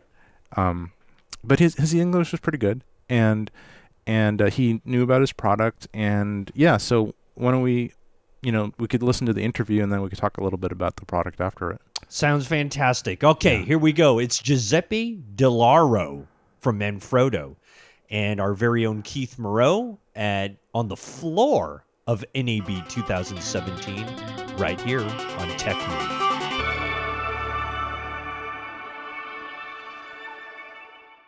Hi, this is Keith Moreau here for TechMove at NAB. We've got Giuseppe, is that right? Yeah. Giuseppe of Manfrotto here to talk a little bit about the new revolutionary, what is it called, Nitrotech? Nitrotech head. Tell us about it.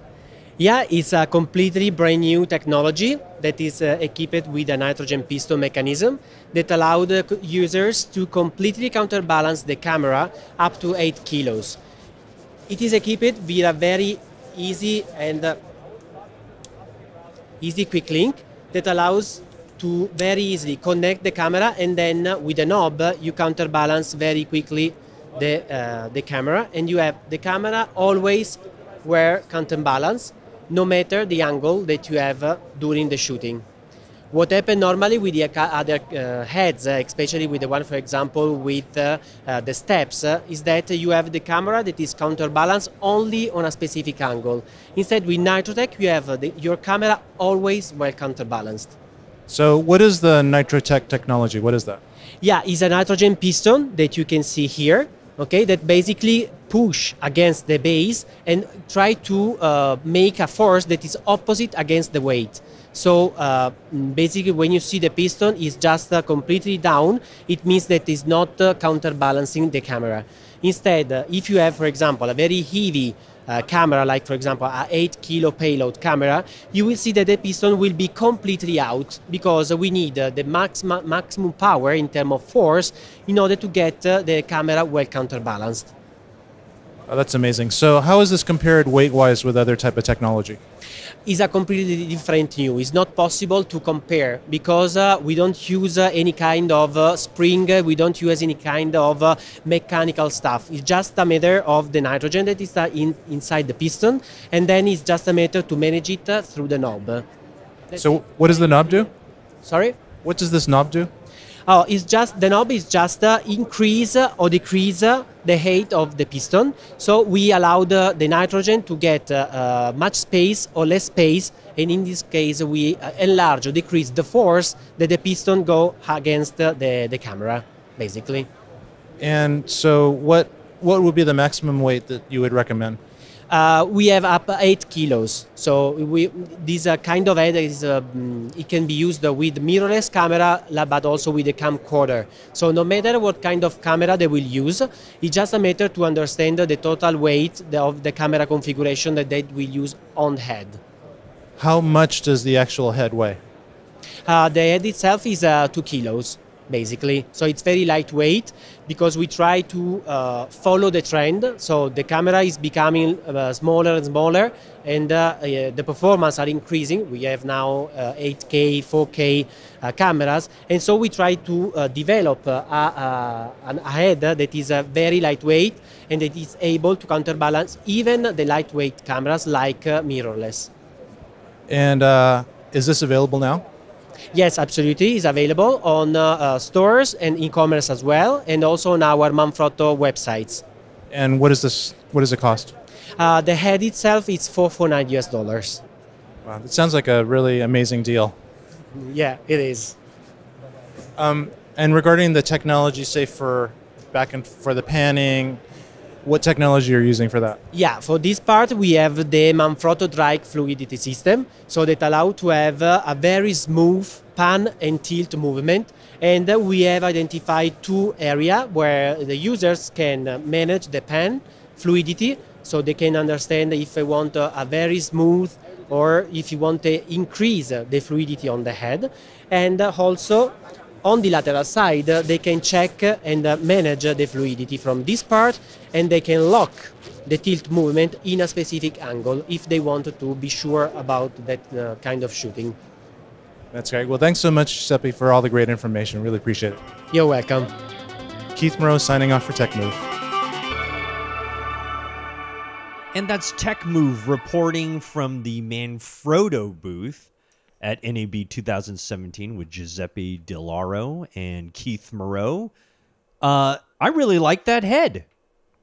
Yeah, it's actually... It's going to be a fortune, though. I know that. It's going to be a fortune. No, actually, it's really cheap. It's amazingly cheap. It's like $400 or $500. Are you in the market for one of those? Are you going to get one of those? You know what's kind of cool about it is it holds up a lot of weight for its size. Yep. So, and the thing and then we talked about it in the show, but basically it's got this nitrogen powered piston. Correct. That it's kind of like the spring mechanism, but instead of a spring, it's using this piston, and I guess because of that, it can be very, very powerful. I don't know the reliability of a piston over time, or like if you had it in the heat in the sun, like tripods occasionally get. Right. Is it going to explode? Or does it have like a little beeping sound when it's about to explode? Like a phaser. That'd be great if a head actually had that. It would be kind of like if you're like James Bond and you have an emergency and you're posing as a photographer or something, you can set the safety off on the nitro head. Exactly. But anyway, I mean, the reliability and all that remains to be seen. But it's an amazingly innovative thing, and this is the kind of stuff that changes whole industries in a way, because for like literally like 100 years, heads have been kind of counter-tensioned in the same way with these big coils of springs inside of them. Right. And now we have this other method of doing it. And so because of that, it's also lighter, because air doesn't, or gas doesn't really weigh anything. In fact, it might actually be making it more buoyant. Right. Yeah, exactly. Right. Yep. Just slightly. Yeah. Taking a little bit of that extra friction off. Right. And anyway, so it's about in the $400 to $500 range, but it's still fairly small and light. So I'm kind of considering it maybe for a B camera head, or B tripod head, and just having that as an extra, since it's kind of small and light. It's not that small, but it's certainly light. So yeah, it's possible. It's possible. I'll play with it more at the next, like at Cinegear or something. Yeah. Get a better look at it at Cinegear, and but it looked really good. Yeah, what I want to do is I want to just hold it on its own when it's detached from a tripod, just to see how heavy it is. Then we'll get a good idea. I will say, I hope the listeners weren't too distracted by the bits of RF noise that were there. But, when you're talking about gas-powered tripod heads, there is going to be some RF noise. So, so yeah. Hey, that's just the way technology goes. You know what I mean? So, anyway, good. Either I forgot what he said, or I just wasn't paying attention. Is the head available now? I don't think he said it, and I'm not sure if it is. So that will be one of your assignments at Cinegear, is to find out when that actually hits the market. I'm actually just looking it up now and seeing if there's any. It is available now. Oh, it is for shipping and everything. Yeah, it's shipping out of some of our favorite mail order places. Terrific. It's $4.49. Terrific. What's the technical name of the head? It's called the Manfrotto Nitrotech N8. Sorry, Nitrotech N8 video head. Fantastic. Yeah. Great. And it's got two. Well, this one site's got 2 reviews on it, and the reviews are one's a 2-star and one's a 5-star. Oh. So one guy was upset because it couldn't counterbalance anything more than 3.5 kilogram, which is fairly light, actually. Mm-hmm. It's like 7 pounds. Mm-hmm.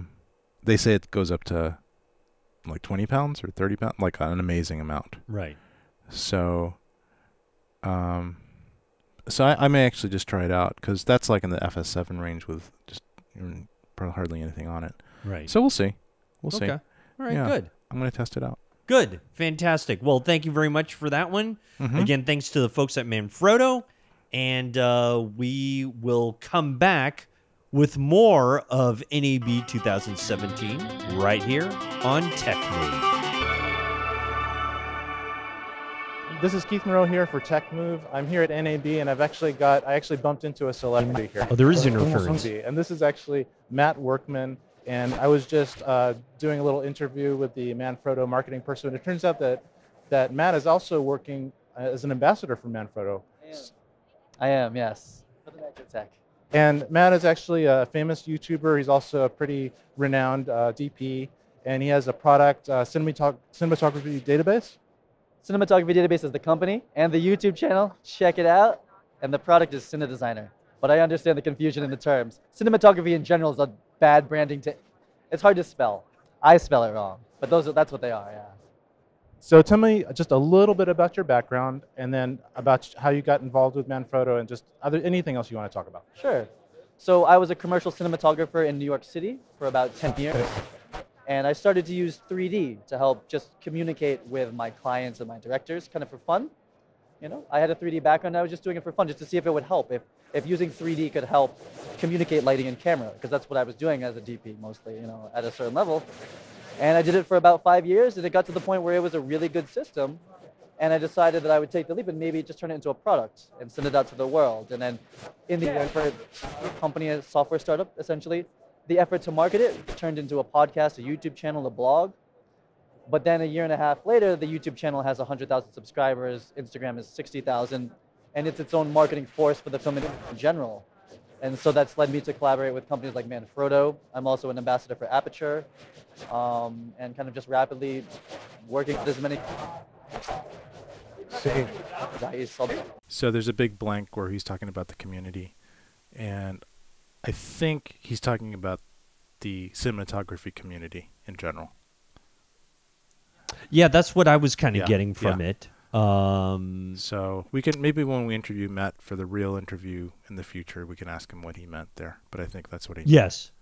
No, and you know it'll be very interesting when we get him in more of a studio situation rather than a, you know, than a conference hall type of thing. Yeah, this is kind of like a little bit of an anthropological, archaeological mission to reconstruct what Matt said. But we'll get we'll get him in person, and then we can have him interpret what he said. Well, I'm sure probably by then he'll be an ambassador to France pretty soon. So that's okay. He doesn't have to be just an ambassador to Manfrotto or anything like that. He can be an ambassador to actually some real country. And then he might be speaking French, but that's okay. That's we'll interpret it at that point. We'll be hearing our other foreign language folks very shortly, from what I understand. So. Okay, we're gonna start the recording again now. Okay, here we go. All present in that. I can also make content around it. So that's been my DP to whatever it is you would explain this is. I don't know. I'm getting into the gist of your next question, but I really having a hard time understanding what that question is. I know there's a lot of pointing with somewhere over to your right. And I think what I said was really hilarious, but Matt didn't. I'm sure Matt it was. didn't respond because I think he's just. Well, I think he was here. I think he was hearing the interference in the microphones. Anyway, so I'm at 220. Where are you? I'm at 226. Okay, let me back up a little bit. Let me back up. Okay, so this is play. Okay, here we go. Preston, most of the show. I mean, obviously, this fluid head or this gas-powered head is pretty cool. I'm thinking I might have to go, go to the air station at the gas station to fill it up sometime, but maybe not. But tell me a little bit about this and some of the other amazing things that you've seen at the show. Well, I've been at booths for most of the show, so I haven't been able to see as much as I would really want to. They reached out to me, and I like Manfrotto as a brand. One, how it looks. I've always liked how they looked. I own like their older heads. They don't make them anymore, like 701 HDV, 501 HDV. I have those. They were good. So it was a value. So I like that. So they reached out to me, and they were like, "Hey, we're making a more video head. You know, we know that you have an audience of people that do video, and would you check it out and possibly do a review for it and, you know, make a film about it? And I checked it out and I was like, this is great, and it's affordable. So it's like $450 for the head. It's counterbalanced, very similar to how a Sackler head would be or an O'Connor head. But those tripods can be, you know, $3,000 to $8,000 for their smaller ones. So they came in like a nice place in the market to give us the features of the bigger heads at a lightweight and affordable price. And that's a great thing. And I'm all for supporting companies that do that, which is why I also like Aperture. I think that they're also making high quality lights, but they're making it consciously to keep the prices down for consumers. And I see them doing that as well. And I can see this being like the #1 tripod head for the next while, given the price point. There's really nothing else at it. And the fact that it can counterbalance, you know, an FS7 II, which is like one of the most popular cameras in the industry right now, it's great. So they did a good job, and I was happy to work with them on it. So back to your product. So are you like a software engineer geek or something like that? Yeah, so I went to college for computer science and electrical engineering. I got like 3 years through it and then decided to be a filmmaker, Mom. I'm gonna make movies, yeah. Oh. City. I struggled like hell for a couple. So I think he said New York City. He was based in New York City. Yes, you heard that. I got that. I got that actually early from the very start okay. of the interview, where he indicated that that's where he got his start in filmmaking. Okay, so we're gonna. But I do like I do like hearing about his educational background, and then just that's probably 2 weeks away from graduation, he decided to become a filmmaker. Yeah, I was like, hey. I'm not going to be a coder. I'm going to be a film. And then later he's a coder. But he's still kind of a filmmaker too, so which is kind of cool. Yeah. So which I think actually has a lot of great advantages when you're doing film, as you know, as in your computer background has helped you a great deal with a lot of this my stuff. Geekiness has definitely helped. Yes. So that and I don't think he knows how much of a geek I am.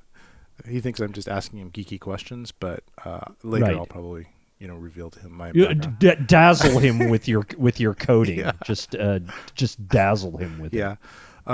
So anyway, we're gonna start playing again. Here we go. I'm at 416. Me too. Where are you at? Okay. Start right now. Well, years doing that, and eventually, somehow by clawing and social media was a big part of it. Just like how I did this for my company, I was able to get in. Creo que así, ¿no? For like Facebook and Google, BMW. ¿O cuál es la vista que? I think that's Japanese. Just like a whole bunch of people, just 10 years of just slogging it out in New York City. Wasn't pretty in the beginning. I forget what the was, but that's. Are you a geek? Yeah, so I'm a geek. But the whole time, it's always been like, how do I mix like my computer science background with filmmaking? Like, how can I put these two things together? Like now, 10 years into it, in like post graduation or being a freelancer or whatever.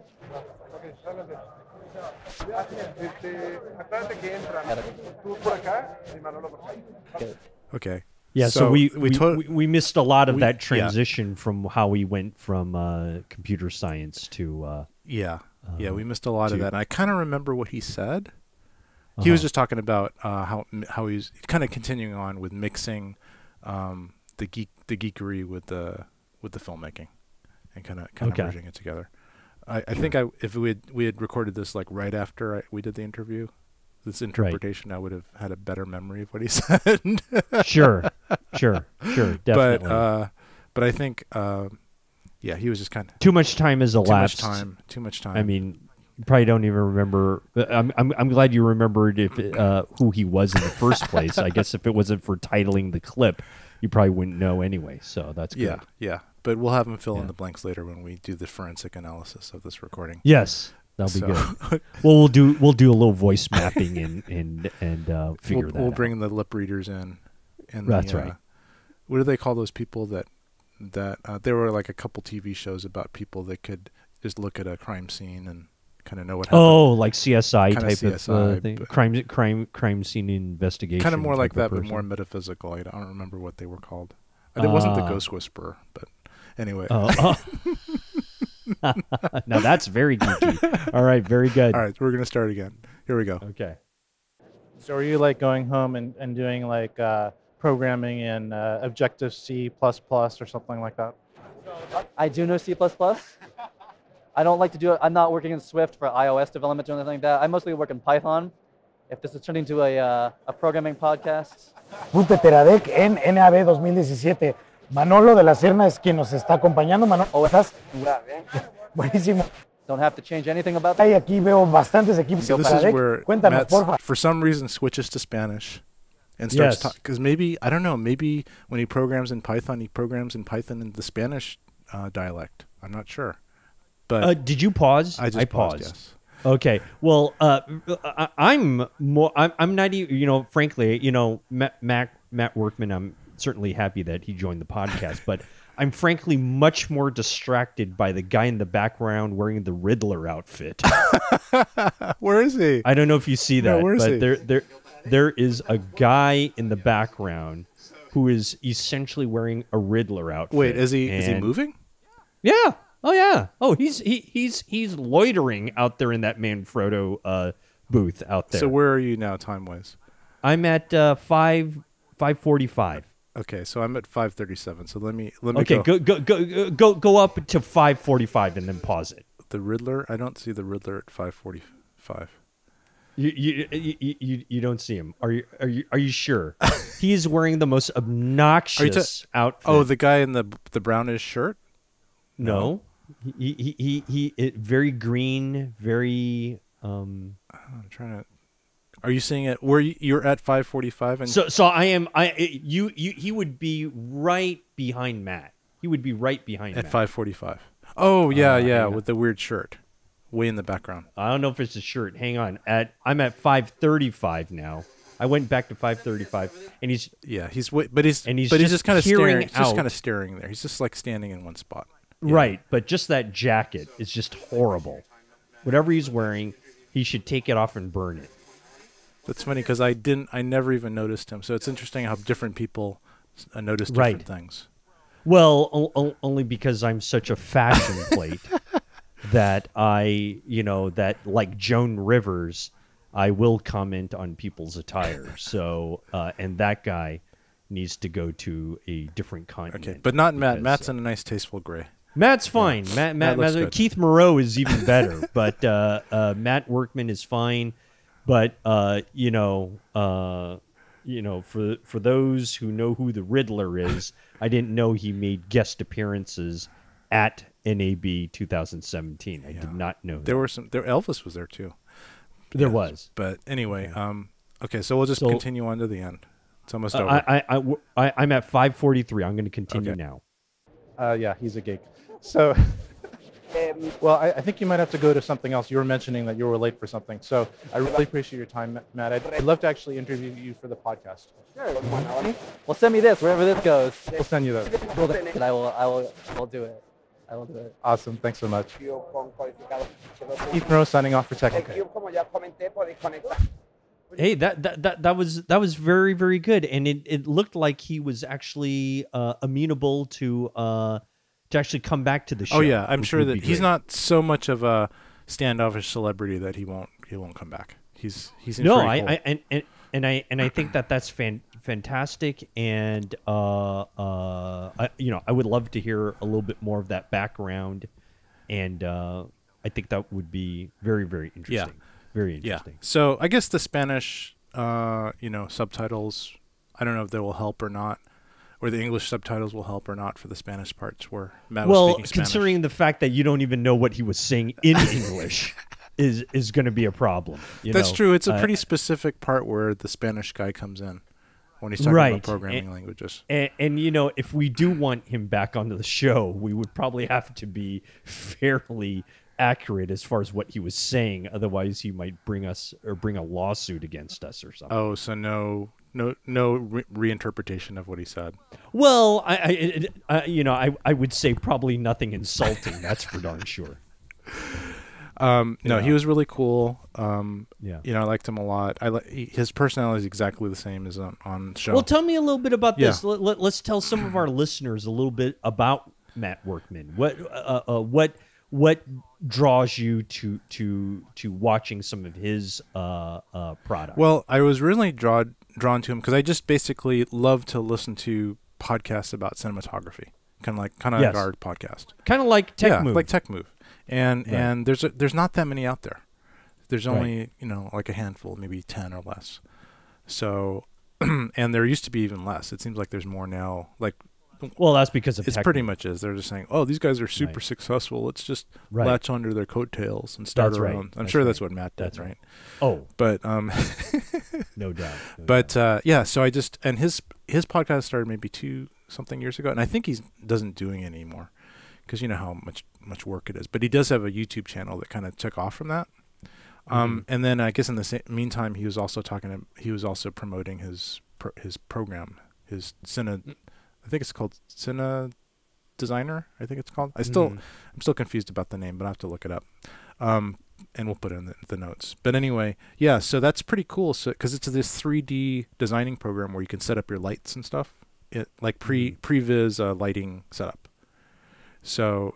Oh, okay. Yeah. So almost like a pre-production type of a tool. Yeah, it's actually pretty cool because you can decide what size and style of light, you know, the diffusion. I think it's the diffusion, the placement, angle, and like how bright it is, and other stuff in the scene, and then you can really map out how the light's going to react to the people, shadow and lighting wise.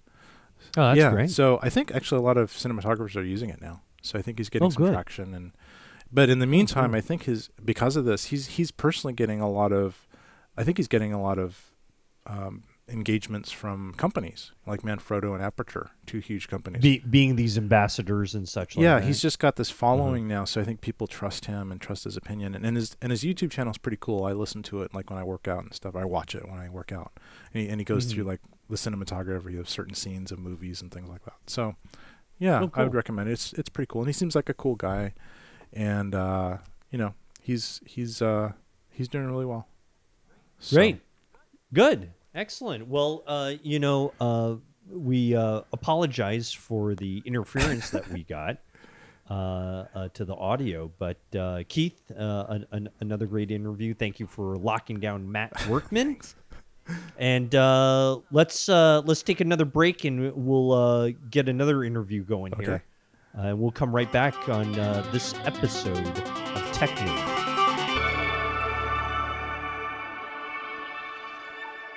We're back here on our NAB 2017 special extravaganza. Keith, I cannot believe you got this coveted guest. Oh, and we're so happy to have him as part of the TechMove podcast. And this is a interview that I know you had to go through a lot of hoops, a lot of red tape to get, but I appreciate you in your journalistic skills by going out there and snagging probably one of the most admired, revered, and popular DPs out there, who in some ways has slowed down a little bit. I think he's gotten so big that I think he probably was spending more of his time doing reviews than he was actually doing the work that he really wants to do. And I am speaking about the one and only Philip Bloom. Do you agree with me that he seems to have slowed down his presence a little bit on the internet and stuff? Yeah, I think he's just too busy to do all this free stuff for everybody. Yeah, I mean, true. I think he'd rather do, you know, the things he likes to do, like filmmaking or something. Yeah, I think it's a combination of it starts getting kind of old after a while. Yeah, and then also just lack of time. Sure. Yeah. Sure. So. But still, I watch his site, and everything he does is really revealing and really informative, and I like also following his career. You know, with Philip, you know, I started following him like in 2007, I think. Wow. Yeah. And and this was, so we were all around 2007. The 5D Mark II had not come out, and so we were all still filming with our small sensor camcorders. Right. You know, trying to somehow get more filmic look out of it, you know, maybe by recording at 24p with the I think this was the DVX 100. But still it was like film, but with still very deep depth of field. Yeah. Like those little sensor cameras do. Yeah. And Philip was really in pursuit of this film look. And he actually went to the point of getting this adapter that you'd put on the front of your camera called a lettuce adapter, Mhm. which it was this huge thing that had this mirror in it, and this spinning ground glass, and it had a like EF mount on the front or Nikon mount on the front. You could get different styles, and and then you could actually put a regular SLR lens on it, and you could make your whatever camcorder look like a look like a DSLR, but those didn't exist then. So look like a film camera, look like a cinema camera. And so I actually got one of these things based on his use of it, and I used it a little bit. But anyway, so that was kind of my first foray, and then from then on, I would just continually follow his career and his blog. Yeah. And so I thought, and usually before these NAB shows for the last few years, I've been contacting somebody and doing like an interview before the NAB show. Like a pre-interview type of thing? Well, just kind of like the show before our TechMove, before NAB is like the interview one where we do somebody famous. It's been a few different people in the past few years. Okay. And I really, and we talked to you about it, Ron, remember a while back, I really wanted to get Philip Bloom for that pre-NAB interview. Correct. Yes. Yeah. Oh, we've been working on this for a long time. Sure. Yeah. And so I tried emailing him. I pretty much used all the ways in social media to contact him. Right. Without looking weird and having him get a restraining order on you. Which I think maybe he did anyway. Sure. But I got one response from his assistant. All the others are automated responses. Yes. Like, I'm Philip Bloom, and I'm kind of busy now, but I'll get back to you. Mm-hmm. But then I actually got one live response from some assistant of his, but she never. I asked her to try to get it to him, and she just said he was really busy and he'd try, and that was it. Yeah. So I just kind of gave up, and we didn't have that pre-NAB interview thing. But just by sheer luck, it wasn't journalistic skill or anything. It was just luck that behind the Small HD booth, when I was doing the interview with Wes Phillips of Small HD, they had this kind of booth set up outside because they want to demonstrate their outdoor monitors, their high brightness monitors. Yes. And lo and behold, Philip Bloom is also checking out their monitors. Oh, wow. And, yeah, and he's like royalty. So he's in the back. He's in the back being entertained by his entourage and everybody, like all the bowing at his feet, yeah, and stuff pretty much like fawning all over him and everything. Yes. But at the same time, Wes Phillips is a super nice guy. I really like him. Is giving me this interview, and I'm kind of like looking at Philip Bloom as I'm interviewing Wes, and trying to being into the interview with Wes. But I'm also kind of at the corner of my eye seeing Philip in the background and really tracking what he's doing, right? Because I really want to snag him somehow. I'm sure that will hardly come through in the interview with Wes. I'm sure that will hardly come through. No, I think I masked it pretty well. You did it well? Okay. Yeah, good. yeah. I mean, I'll be the judge of that. He was good and engaging and stuff, but I was still I just didn't want Philip to leave. So as soon as the interview was over with Wes. All right, Wes, let me shove you aside. Hey, Philip, come on over here. No, we entered kind of like that. Right, kind but of. No, it wasn't like that. It was like, I didn't like run over and knock over Wes on the way to Philip. It wasn't exactly like that. It was well, you know what? I would have. So there you go. It wasn't exactly like that. I'm sorry, Wes. Sorry for the tread marks. Right. But no, it wasn't like that. But I did ask. I said to Wes, "Oh, that's Philip Bloom, isn't it?" And he's actually kind of a friend of Small HD's and checking out our monitors now. So I said, "Yeah, I'm gonna try to snag him." He said, "Yeah, you should try to talk to him." You know what? I'm sure it wasn't like that as well. I'm sure it was like, "Hey, Wes, that's Philip Bloom." Yeah, it is. There he is again. He gets that kind of treatment everywhere he goes, man. Why couldn't it be me? But maybe later. That's how I would have done it. Maybe later. But they all seem really friendly. Oh yeah, I'm sure. Hey, it's a big community, but it's also a small community when you get to a certain level, right? I think you're right. So you obviously start knowing people, and just like people out there know TechMove, and that's why you get all the great interviews, Keith. That's why you get all the great interviews. Either that or it's just blind luck like this time. Right. But fantastic. But which is, a lot of life is luck, so take your advantage of it when it happens. So I did. So as soon as we got entered the interview, I just pretty much stalked Philip Bloom, and he was at the booth just talking, and he after a while, I think he knew that I was there. Yeah. Because he was kind of like almost purposely ignoring me. Right. Sure. But then he has, I think it's his girlfriend. Her name's Sarah, and because if you look at his Instagram and some other things, she's all over his feed, and she's also a photographer too. So I think that's their connection. But she was really nice, and she was kind of on the side while Philip was looking at all the stuff and chatting it up with the folks, and she was kind of involved, but a little less so than Philip. And so I kind of like used the opportunity to start talking to her a little bit. And I said, oh, I was trying to get this interview with Philip. I'm a huge fan. I've been his fan for like 10 years, and I wanted to get this interview for my podcast. And I think I know who you are because I think I've seen him on your feed. And she introduced herself. She was a really sweet, nice person, and her name's Sarah.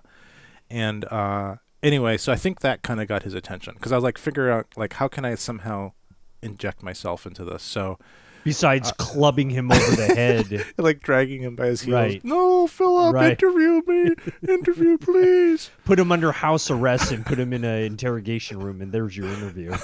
It was almost like that. So anyway, one time Philip kind of like turned around to go to another part of the booth, and I just said, Philip, would you be able to possibly give me a couple minutes? He says, yeah, in a couple of minutes. Give me a minute.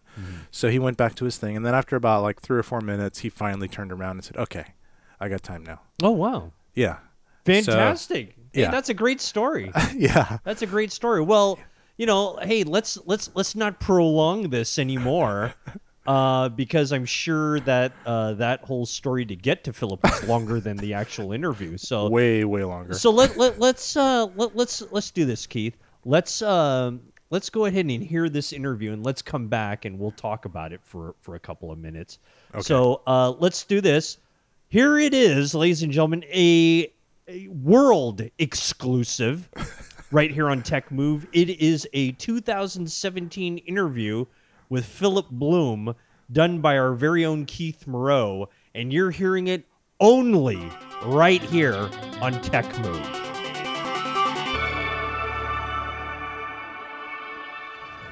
This is a super high tech recording device. Okay. Got one of my idols here, Philip Bloom. How are you doing? I'm Keith Moreau, Philip. Hi Keith, how are you? I'm good. Actually, I've been emailing you for the last month and a half. Have you? About what? About doing this? Yeah. You got me. You found me. I know you're a super busy guy. How's your show been so far? It's not my show. It belongs to NAB, but it's been fun. Yeah, it's exhausting, isn't it? The show, but no, I've enjoyed it so far. I finished my talks, which is great, so I get a chance now to look around. So I'm here at Small Exchange. First time I've had to look at anything.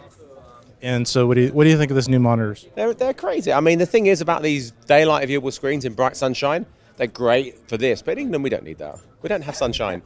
Just a normal screen's fine. But they look amazing. So yeah, I can't wait to actually try one on the shoot. It'll be fun. So have you had a chance to do anything at the show other than your talks? Nothing apart from had a chance to have a couple, say hi to people. I've done a few draws, but no, I've not had a chance to look at anything yet. And this is literally the first place I've come to. Okay, so I want to tell you, Philip, why I've been trying to get in touch with you, because I've actually followed you from 2006, 2007. I even emailed you a couple times and you responded back then. Yep. I used to respond to you. Is that what you're trying to say? Okay. But I think I got the Lettuce Extreme adapter because you recommended it, and after the 5D came out, I got rid of that immediately. Yeah. Well, that's a good smart move. But I was lugging that thing around to get that full frame shadowed up the field. It was great. And I actually dug mine out the other day. I thought about even trying to connect it up to a camera if I could find one. I have an EX3 somewhere. I don't know where. But I should dig it out. I wouldn't mind just seeing and reminding myself of just how much we struggled back in those days to get that look, and how easy it is now with cameras to get that look. We have it so easy. Speaking of that look, what are your favorite little cameras these days? How little is little? Littlest. iPhone. Well, iPhone 7 will be my littlest camera. But then the RX105 will be my next big up, which is a really nice camera. And then we move on to, say, the A7S II, which is, of course, an amazing camera.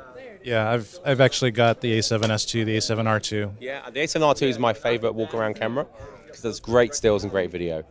So, yeah. And I just got the GH5. And I've got a GH5 as well, which what is do you bigger. think? It's bigger than the A7 camera. It's amazing. It's got great features, but I don't like the image as much as the A7s, but it's got better features. But at the end of the day, it's all about the image, and for me, the A7 has a nicer image. But the H5, it's feature-wise, it's incredible. If you could just somehow get the codec of the GH5 into the A7s, that would be awesome. Yeah, I speak to Sony a lot, and even today I had a meeting with them, and they asked me what I want, and I told them. Basically, GH5 features in an A7 body on that sensor. So. What'd they say? And they said, okay. And then I said, full frame video camera. Full frame video camera. Now, then I said medium format A7 style camera. And what did they say? And they went, okay. So. Well, you know, all these inputs I'm sure help. So what are you going to do next? I have to be at Fuji stand to give away a lens, and then back to the hotel, change, go for dinner, go to the music bed party, go to bed, get up again, and do it all again tomorrow. So you're super busy, aren't you? Yeah, I've got to go. Bye. Okay. Thanks, Evan. It's very, very nice meeting you. I don't really have to go, but it's no worries. Yeah. Thank you. This is Keith Moreau from TechMove.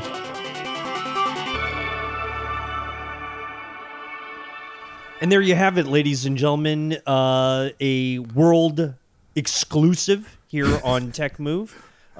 Keith Moreau interviewing what probably is the holy grail of the digital filmmaking world, Philip Bloom, on TechMove airwaves. And Keith, what a coup! That was terrific, and that was a great interview. I really liked it. I do have to say it was kind of cute actually watching the video, because it was very much you were acting almost as much like I did when I met Mickey Mouse when I was 8 years old at Disneyland. So that was kind of cute. I really enjoyed that. Hey, you know, Philip Bloom, fantastic. You know, in just that, you know, short 3-minute little clip, I really found it very interesting that as great as the GH5 is, he's still on the A7 bandwagon. Yep. You know, I think that's true, and I, you know, the thing about Philip is it's all about image, right? You know, you can have all the features in the world, but image is king. Yeah, and he's right. I mean, I have the GH5, I'm using it, but I would never choose it over the A7 R2 or S2 for image. It's just not as good an image.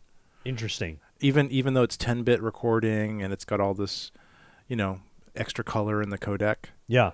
The final result, if you look at the results on both cameras side by side, you can tell the difference. The A7s have much more depth, much more, I don't know, organic tones to them.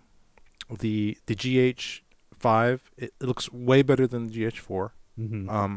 Much cleaner, much better, I think, dynamic range even.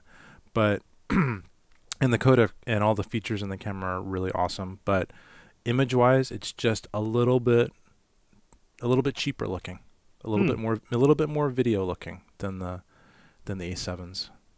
And so I guess Panasonic, I mean, we're getting pretty close, but it's just that Sony train just keeps plowing through, huh? I think so. You know, I think a lot of it comes down to the sensor. You know, Yeah. it's the sensor, and it's all that technology and all that expertise and years and years of experience. I mean, but as far as image quality goes, A7s are really good. They really hit it with the A7 IIs especially. They're great. GH5 is great. There are a couple things in it that I don't like. But I would just never. I'd probably just never choose it over an A7. You know. Right. Just like if I had a choice, like here's one or the other. Which one are you gonna have? It's a great camera for like long recordings and if I'm in certain situations, but I'm not gonna pick it up and use that as my first camera. I'm always gonna pick up my A7 R2. Yeah. So so GH5 is going to be one of those things. Set it up in the back of the room. You'll be able to crop in. It'll look fantastic. It'll do the trick.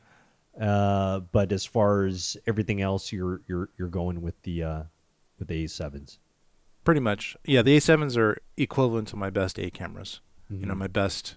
You know, they're the best image cameras I have right now, which is kind of hard to believe, but they're the best image cameras I have, considering I've spent more for other ones. Right. But yeah, I'm still willing to put up with the 8-bit. Still willing to put up with, you know, other DSLR lack of features and lack of video controls in some cases. But yeah, so he was right. He's right. Fantastic. He's got a great eye. Hey, yeah. Fantastic. Hey, that's why we love him, and we're certainly grateful that he joined us even for just a few moments with us here. So again, congratulations, Keith. Thanks for getting that one. Yep. Let's take another break, and we'll come back with more of our coverage of NAB 2017 with Keith Moreau and Rod Louie. We will be right back.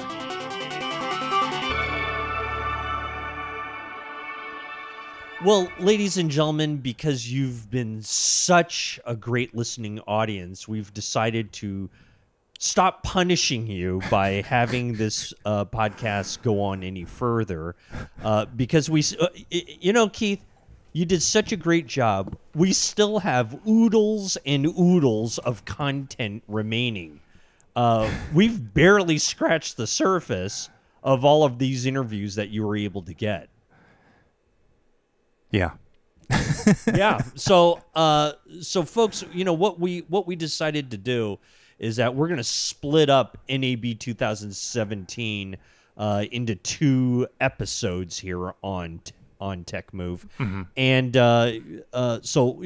here's this first one, and we've got so much more that we'll bring it to you in episode 38. When we can get that one together. Which will probably be a week before the 2018 NAB. That, or what I'm hoping to do is that I hope to put out the NAB 2017 episode 2 or version 2 or part 2 right after the Cinegear, and we'll have to record all that, and maybe you won't know the difference, ladies and gentlemen. Maybe we'll just call it Cinegear, and we don't have to send Keith anywhere. Yeah, it's this. Yeah, the Paramount Studios will be dressed up to look like the Las Vegas Convention Center. Any reference we make to NAB, we'll just do those audio drop cuts and just go Cinegear. Yeah, or we could just blame it on the bad wireless transmitter. Right, that RF. Hello, does this microphone work? Hello? But anyway. Vámonos, muchachos. That's a big highlight. All right, so we are going to bring you more of NAB 2017 in the next episode, but we just wanted to share with you what we had thus far. Yes. And we'll get it together for the next one, okay? Yep. But in the meantime, let us take care of some of our housekeeping stuff. Because, and this is the time, and I just want to remind you folks who don't want to listen to this, just turn it off now. But, because you're going to skip over it anyway. But for the people that are really interested in supporting TechMove, this is what you want to listen to. So go on, Rod. That's right. And this is where, this is our advertising right here that we're going to ask you to participate in, because you can help out not only putting this show, continuing on with this show for free and making it available to all the great listeners out there, but it also supports Keith's show habit, going to NAB and Cinegear and all these great things. But in reality, what it does is that it really does pay for us to keep TechMove out there for everyone to listen to. And what we want to do is that we want to ask you guys to help support us. And one of our favorite ways to do that is doing your shopping on Amazon and clicking your way to help us out. Keith, can you explain that for us, please? Yep. Just go to just type in your just type in your URL. You mean the URL? The URL? The URL. Yeah. Just type in the little link bar space at the top of your browser.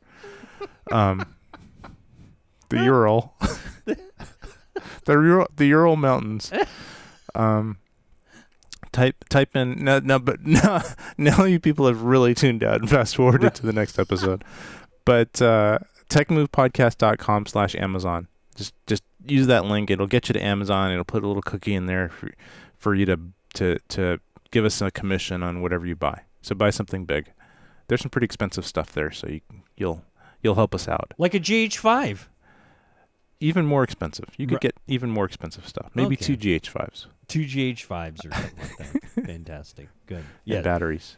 That's a great way to do it. Yes. Not the third-party batteries. The real Panasonic batteries. Real Panasonic batteries.